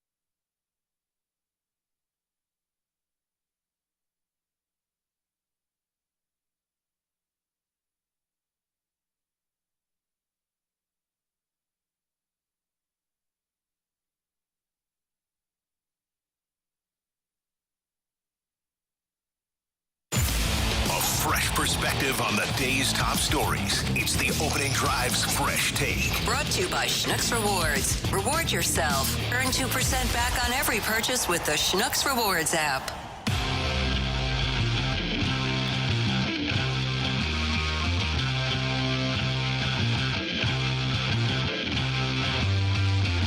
Yeah, no, it's a cool opportunity, and we're kind of viewing this like, I mean, all these teams that we're playing at the end of the year are all either in playoff position or fighting for it. So it's a chance for us to play September games that are meaningful and kind of have that playoff environment. So it's really cool that we get a chance to do that, and hopefully we can make some noise.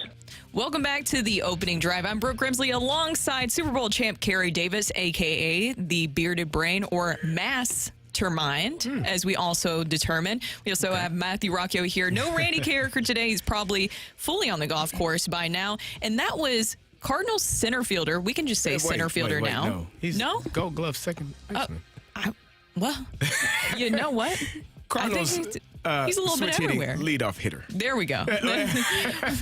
just overall utility player, versatile player, Tommy Edman, talking to us yesterday about playing spoiler right now, because we know where the Cardinals are at this season.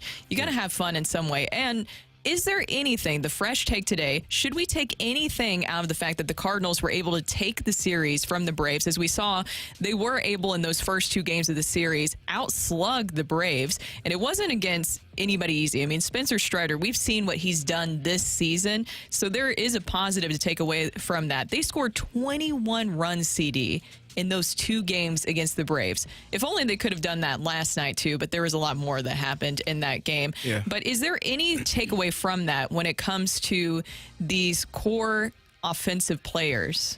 I think when you're looking at what they are or what they can be offensively, it should give you excitement. It should bring you to the ballpark and have you feeling like they have an opportunity to be in every game. Now, the question is and has been and will continue to be until it's corrected is the pitching. I think that the lineup, when they're rolling, when they're hitting, when they're all on point, they are fantastic. They got guys, hitter after hitter, that can make something happen. And so I'm excited about that part. When they're struggling and the pitching isn't up to par, it's a rough season for them. And that's I think been too often, more often than not this year. It's just not timely hits. No small ball. I know baseball has gone away from the notion of even doing small ball or having small ball involved in the game. I texted you all last week. I forget who we were playing. It was a sacrifice bunt. I think it might have been the Pirates. I was like, was that a sacrifice bunt? It feels illegal to see that when the Cardinals do that. What is going on? What happened? How was that not ruled out of the game? Because when you watch the Cardinals, it feels like those simple plays are ruled out. Hitting the ball to the right side of the infield, getting runners in with runners in scoring position with less than 2 outs. Those things are things that have to take place, but haven't taken place enough this year. But they have all of the pieces to get it done. So is it just a consistency thing? Is it a having the same lineup every day, rolling those guys out there in the same spots, in the same position, knowing who's in front of them, knowing who's behind them?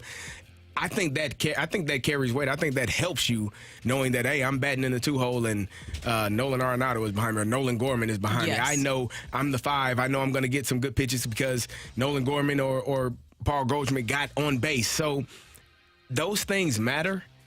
It's just finding out the consistent way to do it every single day is important for this Cardinals franchise. And when you see what this offense is capable of at times this season, you're like, okay, now I see what the Cardinals were thinking this season. And it's hard to understand how we've gotten to this point, because there's also times where the offense just goes cold, or you see the situational hitting. We've seen that many times this season where it is frustrating to watch, because then you see games like this, in this series against the Braves, where they are able to do that. And you're like, why couldn't you do that consistently? But I think that, to your point, having defined consistent roles is something that could probably definitely help this team moving forward, because the talent is there. We've been saying that the talent's there. It's them being able to live up to those expectations at times is what we haven't seen this season. What do you think the level of frustration is for Cardinal fans when you watch this lineup perform that way against a Braves team, the best team in Major League Baseball,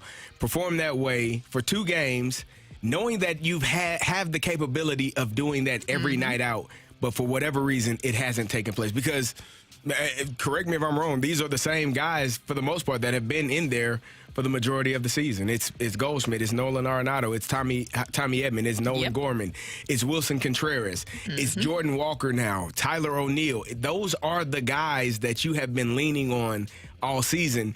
And then you see 21 runs against the best team in baseball for 2 games. That has to be a level of frustration that is hard to comprehend. I think I'd say on a scale of 1 to 10, 10 being the most frustrated, I would go 20, CD.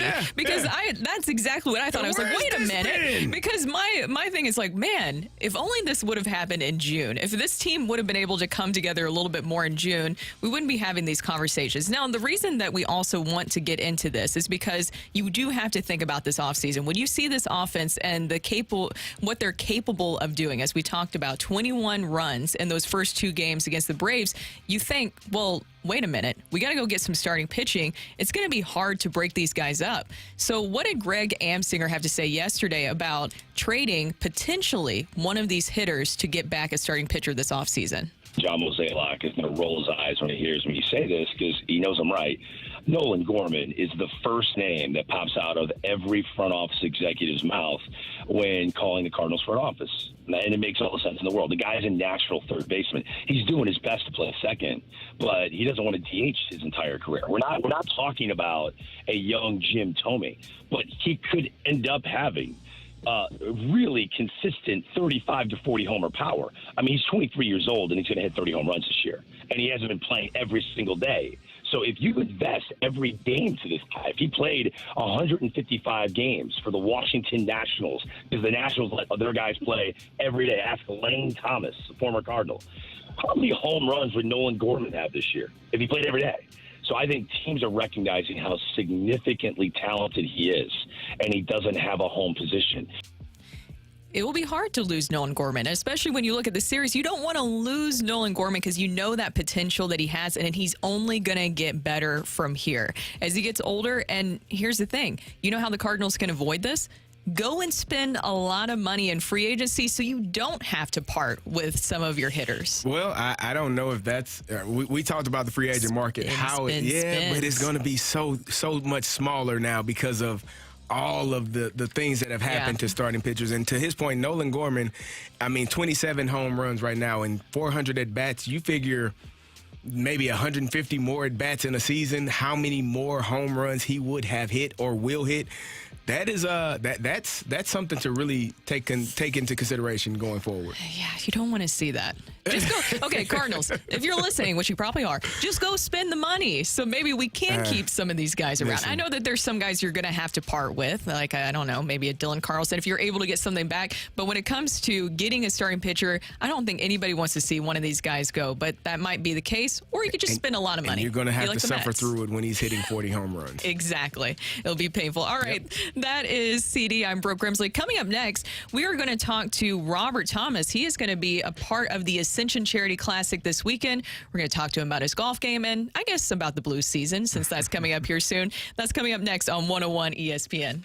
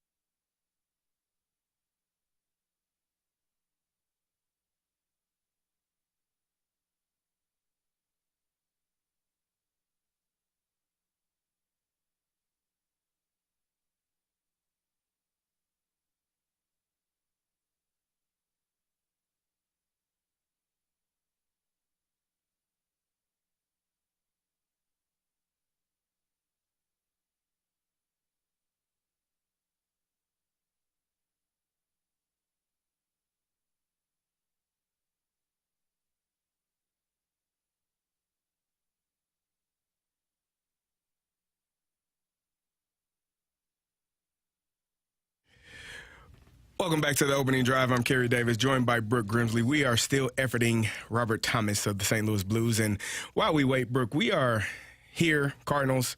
Took We two are of three. here. We are here. You and I are here. We are here. As you can Somebody's see. enjoying Can you their turn weekend. that camera on, Rock? There's a person That would be missing. amazing, please. For those that don't know, you hear our voices, but you don't hear the one voice that St. Louisans are so accustomed to hearing for 40 plus years. That would be one Randy Karraker, who is out today enjoying his day off, 3-day work week, 2 back-to-back 3-day weekends. This man has got it figured out. I gotta sit down with him and really plan this out. Plan out better, man. Yeah. I gotta do better. It's on me. It's not him. I gotta do better. Well, it's like I was telling you earlier, it's the perfect situation because nobody likes returning to work on Monday. So we had Monday off for Labor Day. Yep. And then everybody on Friday, you're ready for the weekend. You are. Then you're already getting ahead on those two things. Nothing wrong with it. He's done a great job, and the Cardinals did a great job for 2 games of the 3 in that series, taking a loss last night versus the Braves, 8-5. They will begin a 3-game series today in Cincinnati versus the Reds. But we were talking about it last segment, Brooke, that the Cardinals' offense and what they have is enough. I think we all believe that that's enough. If it's all, if everyone is playing, I think this season everyone has taken their turns. Wilson Contreras had a month where he was scorching. I think it was July where he was on fire. Jordan Walker has been hot in the month of September and the last few months of August. You saw Nolan Arenado pick it up. You've seen Nolan Gorman have a heater, then slow down, then hot, then slow down. But all in all, his numbers are gonna average out to be really good this season. It's the pitching. It is the pitching. And it is what we can talk about this ad nauseum, and we will. I promise you we will, because it's the most important part of this team that has been missing all season: starting pitching, relieving pitching, blown saves, not great starts from the starters. That has to be corrected, and for me, I've said it and I'll say it again, I don't know how it gets corrected for 2024. And you've also said, and I think this is a very fair point that is very concerning for a lot of people coming in. How do I trust the word of the people who got us into this situation? They say, all right, we're going to focus on this moving forward. We're going to go get starting pitching. Now, they did say last offseason their focus was going to be getting a catcher, and they did do that. But then they also didn't address some of the other things. They were expecting a Jack Flaherty. They were expecting others to perform better on the starting rotation than they did this season, as we saw. You also have to address the bullpen. Take the Rangers, for example, right? We talked about it the other day. I don't know how many blown saves they're at now, but they actually were leading the league in blown saves with 29. I know the Cardinals were like at 26, I believe, and at 29. Look at how it's biting the Rangers now in that situation, because your bullpen also matters. Ryan Helsley, I'm interested to see how things work out with him the rest of the season, because I did hear John Mozeliak. I know that we played that Frank Cusimano interview, what was that, like a month ago? Yeah. And that was before Ryan Helsley went on the IL. I know that he's back now, but still before he went on the IL, he mentioned that they are looking to Ryan Helsley to basically come back around. But then you have the comments from Oli Marmol the other day, where it really seems like Jojo Romero has kind of taken more of that role in his mind, at least. Now, will Oli and the front office agree on that? And how do you move forward with the bullpen? For me, Jojo Romero is the one Cardinal pitcher that I trust most, I think. And that's starting pitching, that's relievers.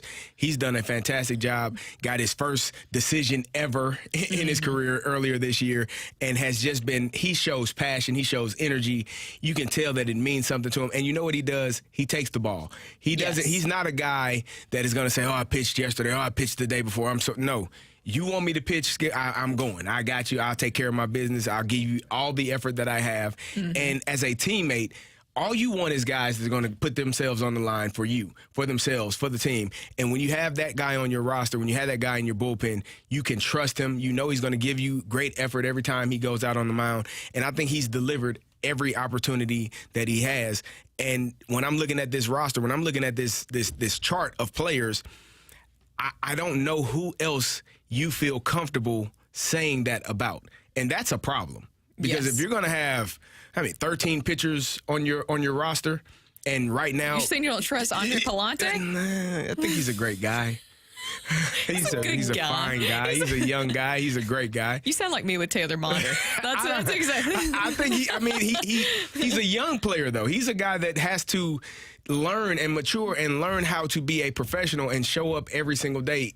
No matter what. It's about, this business is about results. It is a result-driven business. And if you don't put up the results, you don't keep a job. Yes. And that's the bottom line. Guys get paid a lot of money when they play well. And if they don't play well, they don't get paid a lot of money or they don't have a job. And so for me, when I'm watching this Cardinals team, I see guys that have the potential to be really good. Can you do the reward you get for having a good outing? You get to go do it again. That's the only reward you get. Somebody may pat you on the back, say, hey, good job.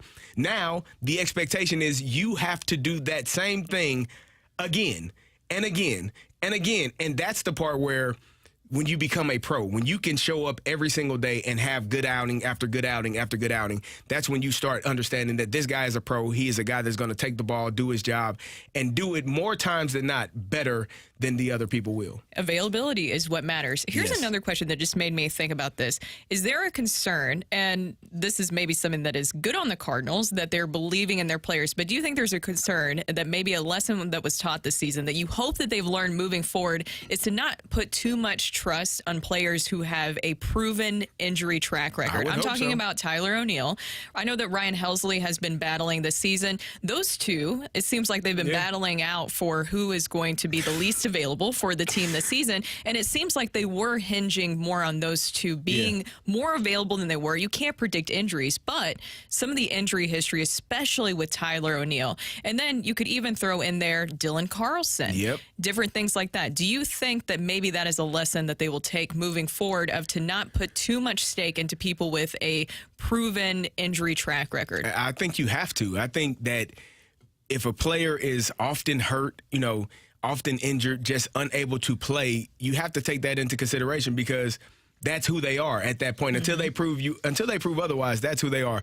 And you can't really put a lot of faith in guys that don't show up and play every single day or unable to play every single day. For me, that's a problem for a team to have trust or faith in a guy that is not or has not shown you the ability to stay healthy. Exactly. That's Brooke. I'm Carey. Coming up next, we have our great friend, Cardinals broadcaster Chip Carey. He'll be joining us from Cincinnati, and we'll see if he's on a hot girl walk. That's next on the Opening Drive.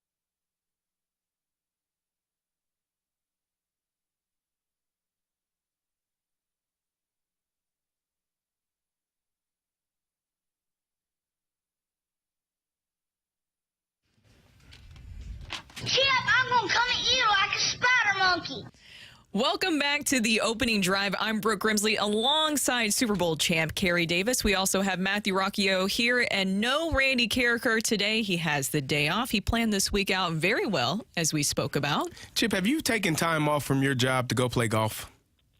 No, I've not. Okay. I have Just wondering. time off. I have not. No. We signed up for 162, so my vacation will come when the season finally Just ends. checking. There you go. Yeah. That is Cardinals play-by-play for Bally Sports Midwest. Chip Carey. Chip, thank you so much for joining us today. Usually this time of year, it's the perfect time to go out on a hot girl walk. Are you out on a hot girl walk today, or is that coming Not up yet. soon? No, not yet. We had a late arrival to Cincinnati. We got here about 2:30 in the morning, so I'm still trying to shake away the cobwebs from a crazy series in Atlanta. But today is a national TV game, so Brad Thompson and I don't have to work tonight. But I will be going on a hot girl walk if the weather holds. It's kind of cloudy here this morning, but that is the plan. Well, Chip, we have to talk about this series with the Braves. Where have this version of the Cardinals been this whole time? Well, I think offensively it's been here quite a bit. In fact, most of the year, I think if you look at where the Cardinals are from an offensive standpoint, I've said it a couple of times during the broadcast, they can go toe-to-toe with the Braves. No, they don't have the same depth and breadth in the lineup like Atlanta does. After all, in that series, they had a lineup that had 7 guys with 20 or more homers. But as we saw in the first 2 games, the Redbirds were able to do damage. I mean, they hit 8 home runs as well. They came with men on base, and they took advantage of their scoring opportunities. And the one big difference between the two clubs offensively, besides the amount of power overall, is that the Braves have left the fewest men on base this year. The Cardinals have left the most or second most in the National League. And so you'd rather have the opportunities than not. Unfortunately, the Cardinals haven't consistently knocked those guys in, but the potential for what we could see at least glimpses of in 2024 is here now. And to do that on the road in a great ballpark against a terrific team, I thought was very encouraging. Chip, can you talk to me about what you saw from Jordan Walker the last few games back in his home state of Georgia? Plenty of family and friends at that game. What that moment meant for him to perform in that stadium in front of family? Oh, it was great. I mean, he grew up in Decatur, Georgia, which is about 10 miles away from Truist Park, closer to downtown. He went to Stone Mountain High School. He had all of his friends and family there. His buddy, playing alongside of him, I think has really helped him relax and elevated his game. But I just think, Carey, we're seeing more and more what you hope to see from young players, and that's growth. His numbers are right in line with what you'd hope them to be as a 21-year-old learning to play the outfield and learning to play in the major leagues. His numbers compare very favorably to Ellie De La Cruz, the Cincinnati Reds sensation, who we're going to see tonight. And just the approaches, the results, obviously, the comfort, the defense, the instinctive play defensively, I think is something we've seen starting with the San Diego homestand back at Busch Stadium. And so when you look at young players, you want to see growth. You want to see the maturity, the fact that the bad times haven't changed him as a person. They haven't made his big league game worse. He hasn't taken a poor offensive day into the field defensively or vice versa. Those are all signs of growth and maturity and skill that I think we're all very excited about, not just for him, but for Mason Wynn and Lars Nootbaar and Zach Thompson, our starting pitcher tomorrow night. So, as I keep saying, we look for glimmers of hope in a season like this. There are more than just a few glimmers for the Cardinals, and we're all very excited about that. We are chatting with voice of the Cardinals, Chip Carey for Bally Sports Midwest. Chip, now they are going to head to Cincinnati. They will see a familiar face in Harrison Bader, but we talked to Tommy Edman yesterday, and he said that at this point in the season, they are having a little fun playing spoilers with teams. Is that just kind of the approach with the Cardinals moving forward for the rest of the year? Yeah, I think you play for yourself and your team and your city, and the name on the front of your shirt first and foremost, obviously. But if you can't go to the playoffs, the sign of professionals is you try to go and win the game. And if that comes at the expense of the club going to the playoffs, absolutely. We all know that the Cardinals and Reds have always had a very heated rivalry. A chance to make life tough for them, I think, would be very satisfying for all of us. And, yeah, that's something for which to play. And I give the Cardinals players a lot of credit. There's been no quit. There's been no laydown. They're still trying to play the game the right way. They're going out and competing. They're just short in a few areas right now because of the trades and because of, frankly, how they've played all year long. But, yeah, if we can't win it, we want to make sure the other guys can't either, and that's what makes the games fun. Chip, I'm looking at Nolan Gorman's numbers, and he is 27 home runs, 394 at-bats. Are we just seeing him scratch the surface of what he can be? If he gets another 150, 200 at-bats in a season, he's a 40 home run guy, isn't he? He's got a chance to be. He's been so good defensively, too. I think that's been the biggest surprise for me. You think about third baseman moving over to second base, you wonder about the range, you wonder about the footwork and all of that, because at third, you really only have to go one way most of the time, and that's to your left. But Nolan turns the best double play for us at second base. And again, when you think about building your team for next year, the oldest adage in baseball is be strong up the middle. With Gorman at second, with Wynn at short, you feel really good about what you can do on the infield. And Tommy Edman put on a show in center field. I mean, it was Jim Edmonds and Andrew Jones reborn against the Braves at Truist Park. So you put those three pieces together in the outfield and infield, and all of a sudden you look, oh, okay, we've got a representative defensive team with Arenado and Goldschmidt on the infield corners as well. So as far as Nolan's concerned, yeah, he's doing it all. He's having a great full first season in the major leagues, and I think this will be a springboard for a lot of great years ahead. Chip, you hit the nail on the head. I was going to ask about Tommy Edman and just that defense up the middle. You see Nolan Gorman as your everyday second baseman and Tommy Edman as your everyday center fielder in 2024? Well, for me, I mean, who's played center field better than Tommy has? I mean, really, and that's no knock on the other guys, but Tommy's just been a great instinctive athlete out there, and he makes the other guys in the outfield better.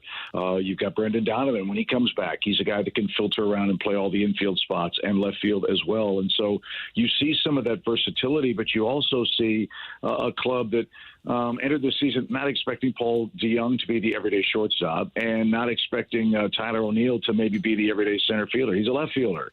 And so those two spots had to be plugged out of necessity for the Cardinals. It didn't work, and now you're finding a combination that does work. And as I said, for the coaching staff and Ollie in the front office, I would assume this would be a very nice template from which to start as you put together your team for next year, or put together pieces that might bring other pieces back in big trades that you need to boost your organization. We were talking about this earlier, and when we were talking about Nolan Gorman and Tommy Edman, the bad part is that you see how talented this office is and what they're capable of, and you don't want to part with any of these guys, but we know that you could be faced this offseason with possibly trading away somebody to get back some starting pitcher. But is there a scenario where you could possibly avoid that if the Cardinals do go out and spend just good money, a lot of money on getting some starting pitching in return, or do you think that they will still have to move one of these pieces, and it's going to be a hard person to move, I'm sure, like a Nolan Gorman, Edman, or even a Donovan?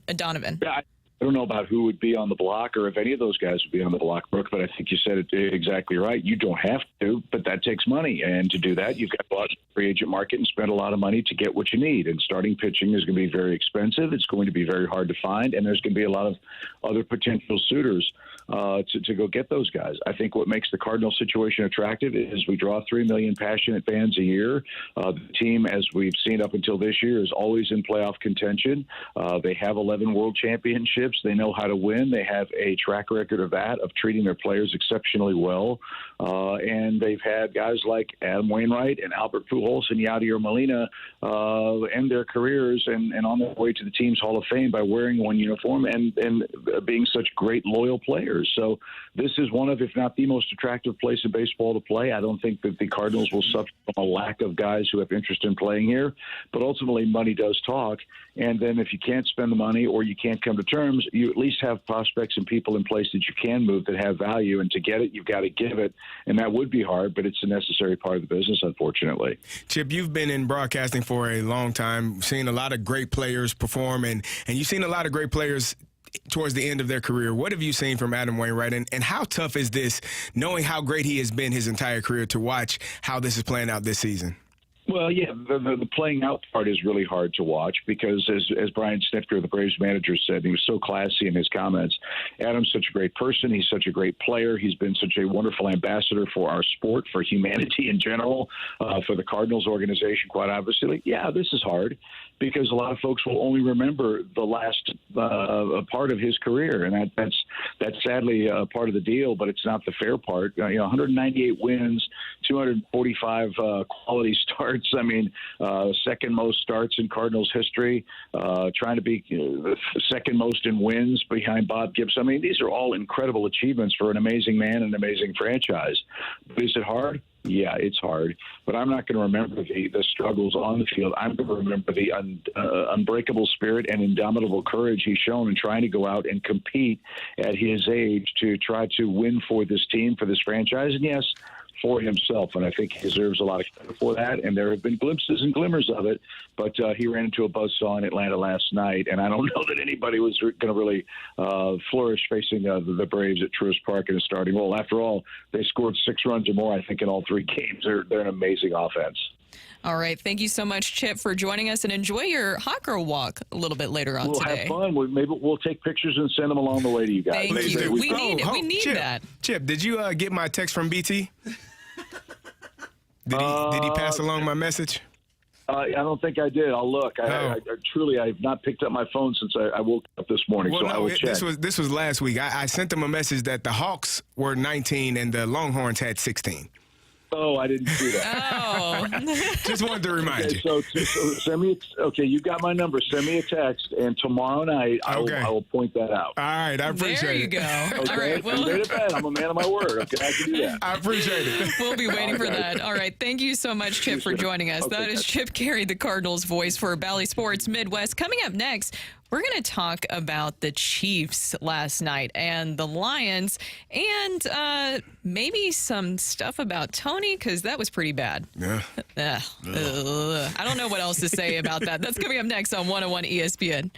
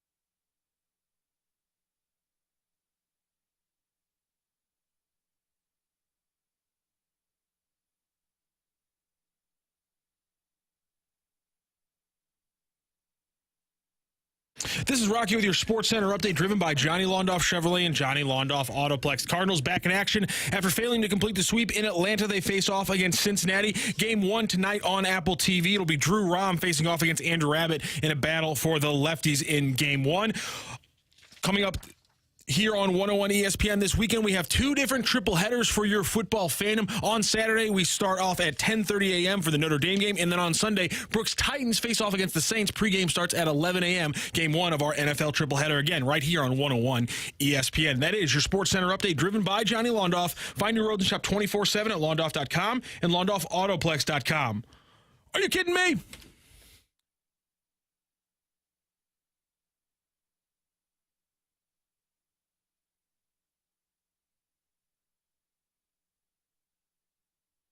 Yeah, I mean, I have trust in KT. He missed a lot of training camp. Obviously, he wanted to play and fought rehab hard so he could play.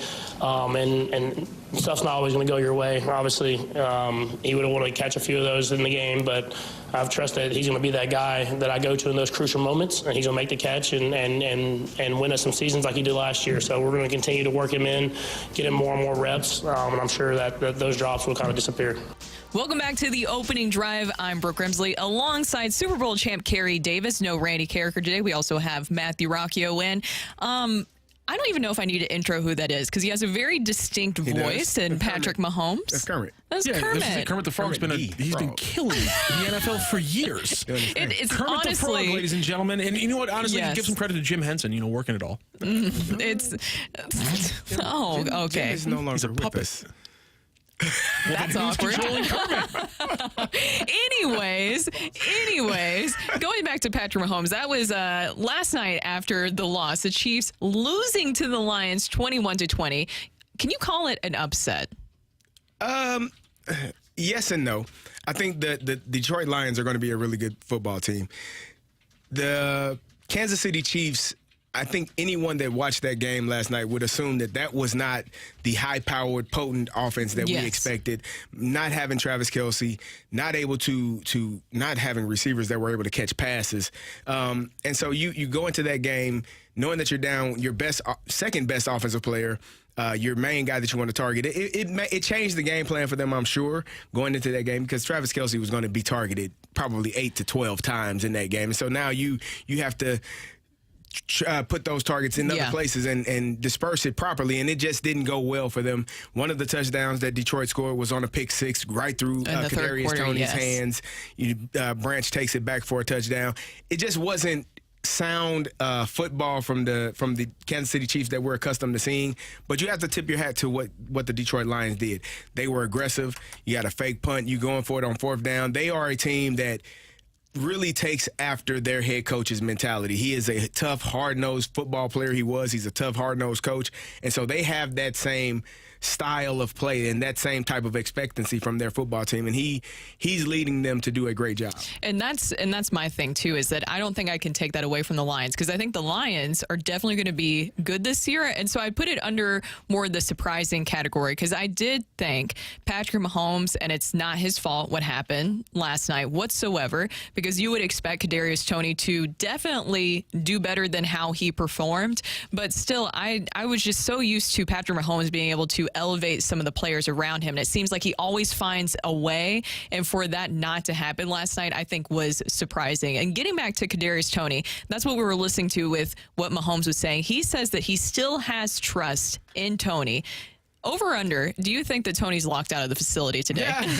No, his fob is still working. It is. And look, I know that he says he still has trust, but man, like, how do you explain that, what we saw from Toney last night? It was mental. I mean, after the first drop, after one goes through your hands, it just felt like, I'm sure it just felt like every pass that came to him, it probably felt like it was a small BB and he was trying to catch it as opposed to a beach ball. I mean, it's much easier to catch that. He just was unable to dial in, to lock in and do what he needed to do last night. But it's one game. And so what you do, you go back, you get back to work on Tuesday, Monday, ready to get back into it. And well, I don't even know what day it is. Today's Friday. Today, because they played on Thursday. You get back to work today, figure out how to get better. and how they get better with Travis Kelce, whether he's in the lineup or not, I don't have much concern in terms of, I just didn't like how it looked. The mistakes from Kansas City are something that I'm not accustomed to seeing. It looked so bad. And so Travis Kelce, I know that he was sitting out, and so I expect that he will be returning soon. And I said it earlier, I think fantasy owners were upset that Kelce wasn't available, but I think Patrick Mahomes was even more. It worked out for you for your fantasy football team. We'll see how the rest of the week goes. Rock, what did you see from that? It's not just Kadarius Toney. I mean, Sky Moore. My entire Twitter feed was, did Sky Moore, did he play? Did he die? Did something happen to Sky Moore? Did he get kidnapped? You want me to tell you what happened to him? Witness protection? And then the few times he actually gets a chance, listen, I'm not gonna hold it 100% against him.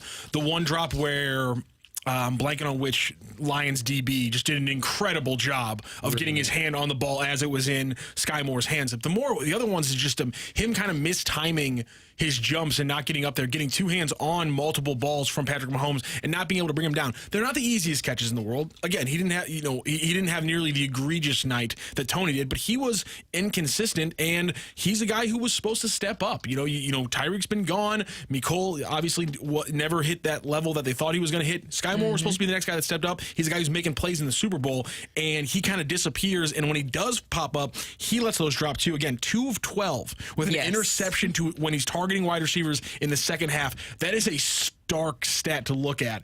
And that's not, and it's going to get easier when Travis Kelce's out there, but it's not necessarily going to solve the fact that those guys were finding the holes in zones. You were hitting them with pinpoint passes, and they were dropping ball. This isn't a situation where these guys couldn't get separation against a defense that was locked in because your biggest threat wasn't there. These guys were getting open in the hole. I think you couldn't bring it down. I think you got to give some credit to the Lions front seven as well. Their defensive line, they were getting after him. They didn't get to him, I'm sure, as much as they would like to. They knocked him down a few times. I don't think they had any sacks, but they were putting pressure on him and forcing him to not throw on target passes, forcing him to move in the pocket and not really be comfortable back there. So for me, watching that from that defensive line from the Detroit Lions, I thought that definitely helped in some of those off-target passes that Patrick Mahomes had. And here's the thing.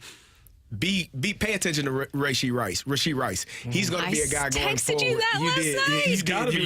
You were talking about him on the show. He's a guy going forward that's probably going to get more opportunities.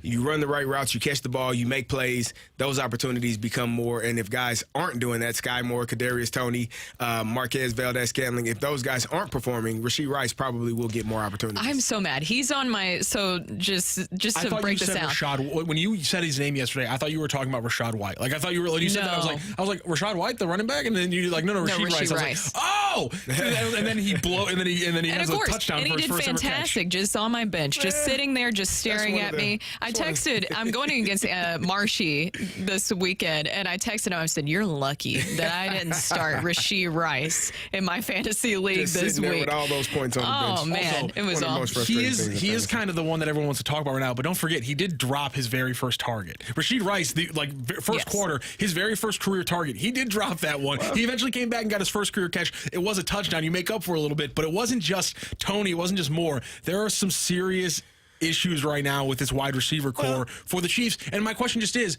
if they don't solve it, can the Chiefs be a Super Bowl contender if they don't have outside the numbers threats consistently? Yes, because they didn't have outside the number threats consistently last year. Travis Kelce's the difference. Travis Kelce is the guy. So, you had Juju Smith-Schuster, who was a guy that you can catch, that was going to catch passes, but he wasn't going to set the world on fire. I think Rashee Rice has the ability to be that deep threat, that playmaker downfield that can make big-time plays, big-time catches, similar to what they had when they had Tyreek Hill. But this all starts with Travis Kelce. They don't want to run the football. They don't want to ground and pound. They want to throw the ball to the tight end. Patrick Mahomes was the leading rusher last night for the Kansas City Chiefs. Man, they got to find some sort of running game. When Travis Kelce is unable to play or not performing well, they have to be able to run the football. If your quarterback is Patrick Mahomes and he's your leading rusher on the night, it's not a good sign. It's probably means means you're not going to win, and they didn't win last night. And that's the biggest thing. Nobody else stepped up. You had an opportunity there with Travis Kelce not being there for somebody to step up, and nobody else really shined other than Rashee Rice. Real quick, I just want to touch on one other thing with the Chiefs. Chris Jones, that whole situation, we talked about the contract with Nick Bosa yesterday, and we saw, I'm sure you guys saw, in the stands, there was Nick Bosa watching the game right next to his agent. Do you think after the game his agent... Chris Jones? Yes. Watching it, yeah, he was. Yeah. Yeah. And do you think that his agents afterwards immediately called the Chiefs and say, hey, you miss us? I think can we get something worked out here? I think they probably walked out of there with their head held high. Look at us. Look at us about to sign a new contract. Call us when you're ready, fellas. That's what I'm saying. His agents, were they texting the Chiefs at halftime, basically, I think to Hunt and them saying, they probably understand. I think back to when Emmitt Smith sat out his first 2 games of, I don't remember what year it was. He was going through a contract debate, and the Cowboys went 0-2. And they signed him immediately and got him in the fold, got his money taken care of, and he was balling the next week. So it's sometimes you have to put your pride aside. Sometimes you have to come to an agreement. And for me, the best agreements come when both sides feel like they didn't get everything that they wanted. So I think that cooler heads will prevail at some point, and they will figure it out how to get Chris Jones back on the field for the Kansas City Chiefs, because that probably changes that game as well. 1 point, I think Chris Jones can assist in that. I think we have to mention one more thing here, because apparently the most rabid fan base on our text line that wears black and gold is not Mizzou Tigers, and it's not Hazelwood, unfortunately, Carey. It's Iowa fans, because we've gotten like 15 texts being like, mention Sam Laporta! That's because he's from Highland, Illinois. Sam Laporta played well. He did an outstanding job as a rookie tight end. He had 7 catches. Did a fantastic job last night. We were 5 catches for 39 yards. Good job, Sam. Very good job. First game in your NFL career. Congratulations. He did have a key block on the Montgomery touchdown run. He did a great job. As a rookie, I thought he did a really good job. I think he's going to be really good, and he's going to be really important in that offense. I'm looking forward to when they decide to just open it up a little bit more, take a few more shots downfield. Jamison Williams would help with that when he comes back from suspension. One last thing. Jahmyr Gibbs, 9 touches last night, 7 rushes for 42 yards, 2 catches for 18 yards, so 9 touches for 60 yards. Pretty good touch per average there. Do you think that the Lions need to get him more involved than just 9? Well, let me tell you something. The way that I don't know who needs to be back there, but if David Montgomery is going to pass block in that fashion, don't ever. Oh, my God. Nick Bolton ran through him. The first thing that touched was the back of David Montgomery's helmet to the ground, and then he tried to trip him and got a penalty. As a running back and as a running back coach and a guy that loves that position, that made me sick to my stomach. So, yeah, he scored a touchdown, but David Montgomery, I think you'll probably see more of Jahmyr Gibbs going forward, just getting more touches, because he is explosive. He is electric, and you get the ball in his hands, he does amazing things. All right, that's CD. Also, you mentioned there with Jamison Williams. When he comes back, the Lions, even more powerful. All right, that's CD, and that's Matthew Rocchio. Coming up next, we have Rock and Roll on 101 ESPN.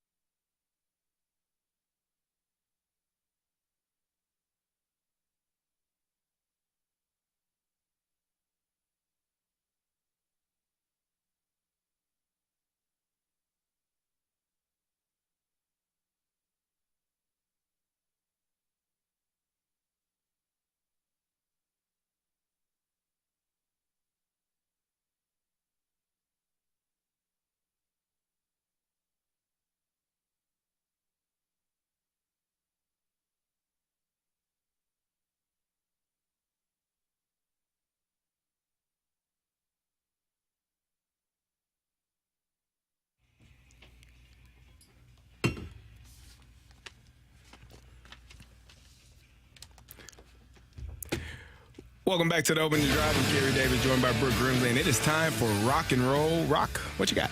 I have to address something first because we got a text earlier in the show that I was accused by Andrew Marsh on the fast lane last night of hiding the dry erase markers.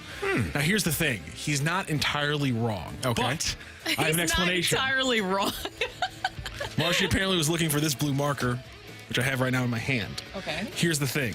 You guys see this little cup I have of these markers? Yep. These are my markers. Oh, your own personal markers. And I don't leave them in studio because this studio is where dry erase markers come to die. Okay. Where they come to die. You know what's amazing? They do not. Dry erase markers get up, walk away. It is not. Here's the thing. They don't just get up and walk away. Sometimes you pick them up and it's just like, how is this marker so new and has zero ability to write? They leave them open. Yes. And it has zero ability to actually write on the whiteboard we use. So, am I crossing a line by taking this out of the studio and if you into the office with me every day? If you put on the cup rocks markers, then there you go. they'll know. Can I borrow that Sharpie you got right there, Brooke? Right on there. But then you still got to take it with you. Because even if you leave it, people will borrow it.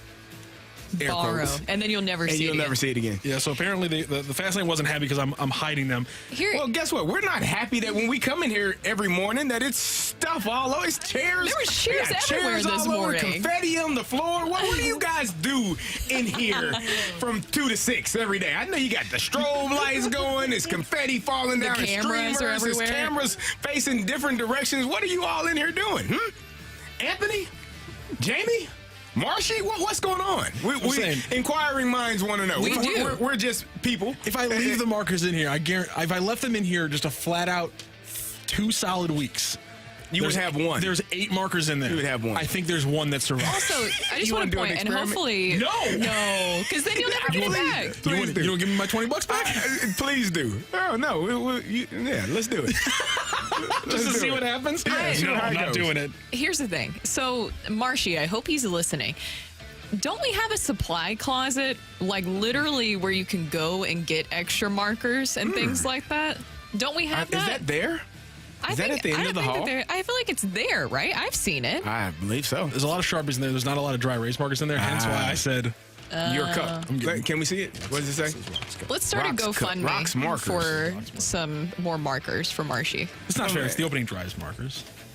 Is it? Well, man, no, it's not. No, it's yours. They're yours. You write on that whiteboard in only language that you can understand. I wish people could read these messages on this dang on dry erase board. We get so confused. I have no clue. It is a mixture. So I'm trying to write quickly because it's usually a time pertinent thing, a time sensitive thing. See, there was one point like he wrote something on the dry erase board earlier today where I was like, "Is that cursive?" And then also just like regular handwriting, but then it turned into cursive, and I was like, "What?" Somebody said the irony of you not sharing your markers and then asking Brooke for her marker.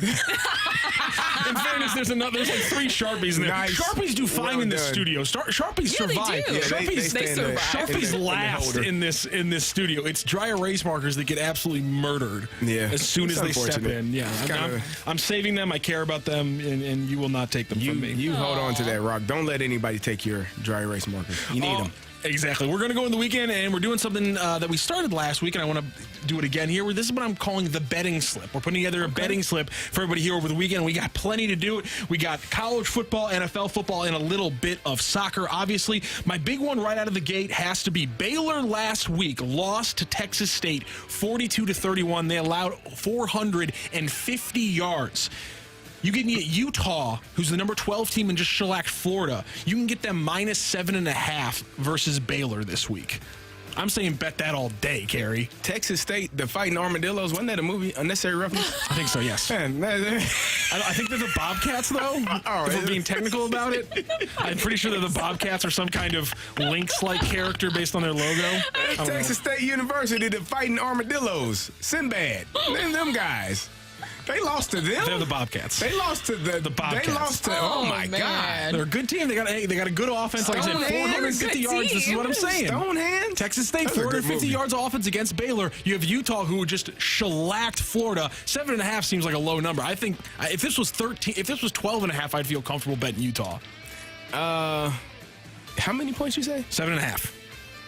Utah. Take Utah. Take Utah all day long, right? Take Utah. I love that pick. The other big one, obviously the big ranked matchup here coming up this weekend. Number 11 Texas facing off against number 3 Alabama. The spread is 7 points either way. The over/under is 53.5. Any of those numbers jumping out to you for the betting slip? 53.5.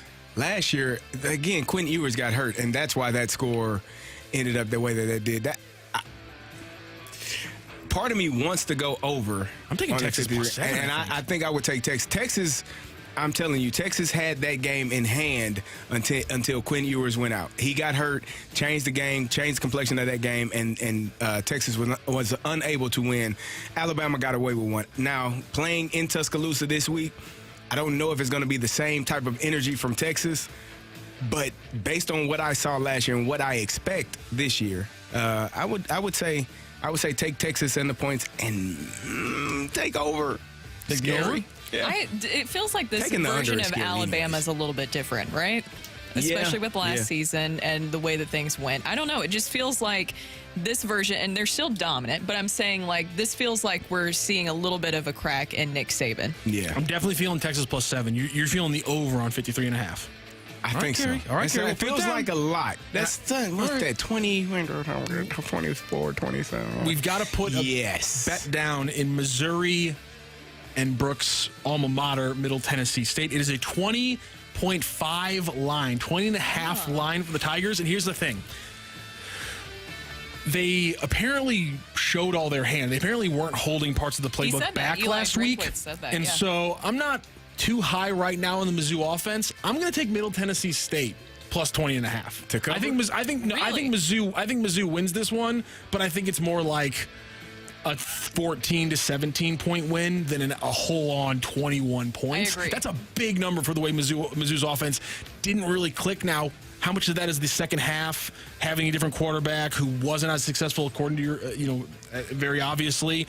I'm not sure, but I think I'm going to take Middle Tennessee State to cover that 20.5. Middle Tennessee didn't cover last week, did they? I don't believe so. No. It was 47, and they got, or 35. I think was the spread. So yeah. And Missouri obviously I don't think covered their spread very well either. So I think we're good on taking Middle Tennessee State for Brooke. Again, I don't think they're going to win. Please God, don't lose twice to Middle Tennessee State in like a decade. Because the last time Middle Tennessee played Mizzou was 2016, right? And that's when they beat them at homecoming. Absolutely. And let's pull one from the NFL. The Jags are just minus 4.5. They are in Indianapolis.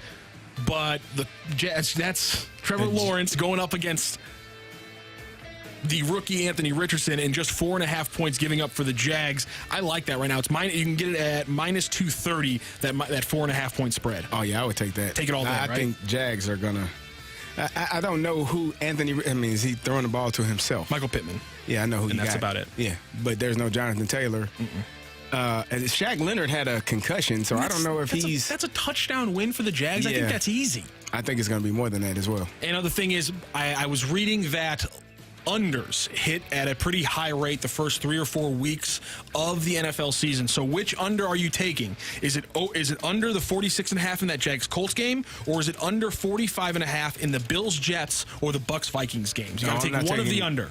I'll take the Jags. Colts. Jags-Colts under? I wouldn't take the Bills-Jets. And who was the last one? Bucks-Vikings. Ooh. 45.5 over-under in that game. The Vikings should score 45 themselves. So Buccaneers defense isn't that bad. You know what's hard on a defense? When your offense goes 3 and out every drive and you got to play 85, 90 plays. That's less helpful. That is not helpful at all. You're not buying into Baker Mayfield? Hell no. What do you mean? Have you not seen him the past 2 seasons? Why would you doubt? How would you doubt Baker Mayfield? Are you? All right, fine. You're crazy, man. Fine. You're crazy. I like you, but you're crazy. Fine. Man. And one last one. We haven't done well on our St. Louis bets the last 2 weeks. St. Louis is away against LA Galaxy. They are plus 270 to win the game, and it is plus 290 to tie. Again, LA Galaxy in their last 11 league matches, 5-5-1. That's a lot of draws. It's a lot of ties. I think I might go with a 3-way bet here. I think I might take 290 for a tie in this game. Well, Wow. For a tie? I think so. Really? Why? Come on. LA Galaxy's playing a lot of ties. They've had more rest St. now. Louis City's offense has problems away, and you heard Andrew Wiebe earlier on the show. It's a possession-heavy style from the LA Galaxy, which means I think naturally a lower score in the first place. I think if you were looking at an over-under of anything above 2, which it usually isn't, I would say absolutely not. This game's going to be 1-0 or maybe 2-1, but I think a 1-1 tie is very likely. I'm going to say 2-1. You're going to say 2-1? City getting a win? Yes, for City to win. All right, what about you, Carey? I'm going to go with the win as well. All right, I don't know. All right, fine. Fine. Here's so Eeyore. Fine. Here's the betting slip. He steals dry erase markers. Oh God, they're mine. And he steals, yes, and then he wants people to lose. He's a thief of happiness. Thief of joy.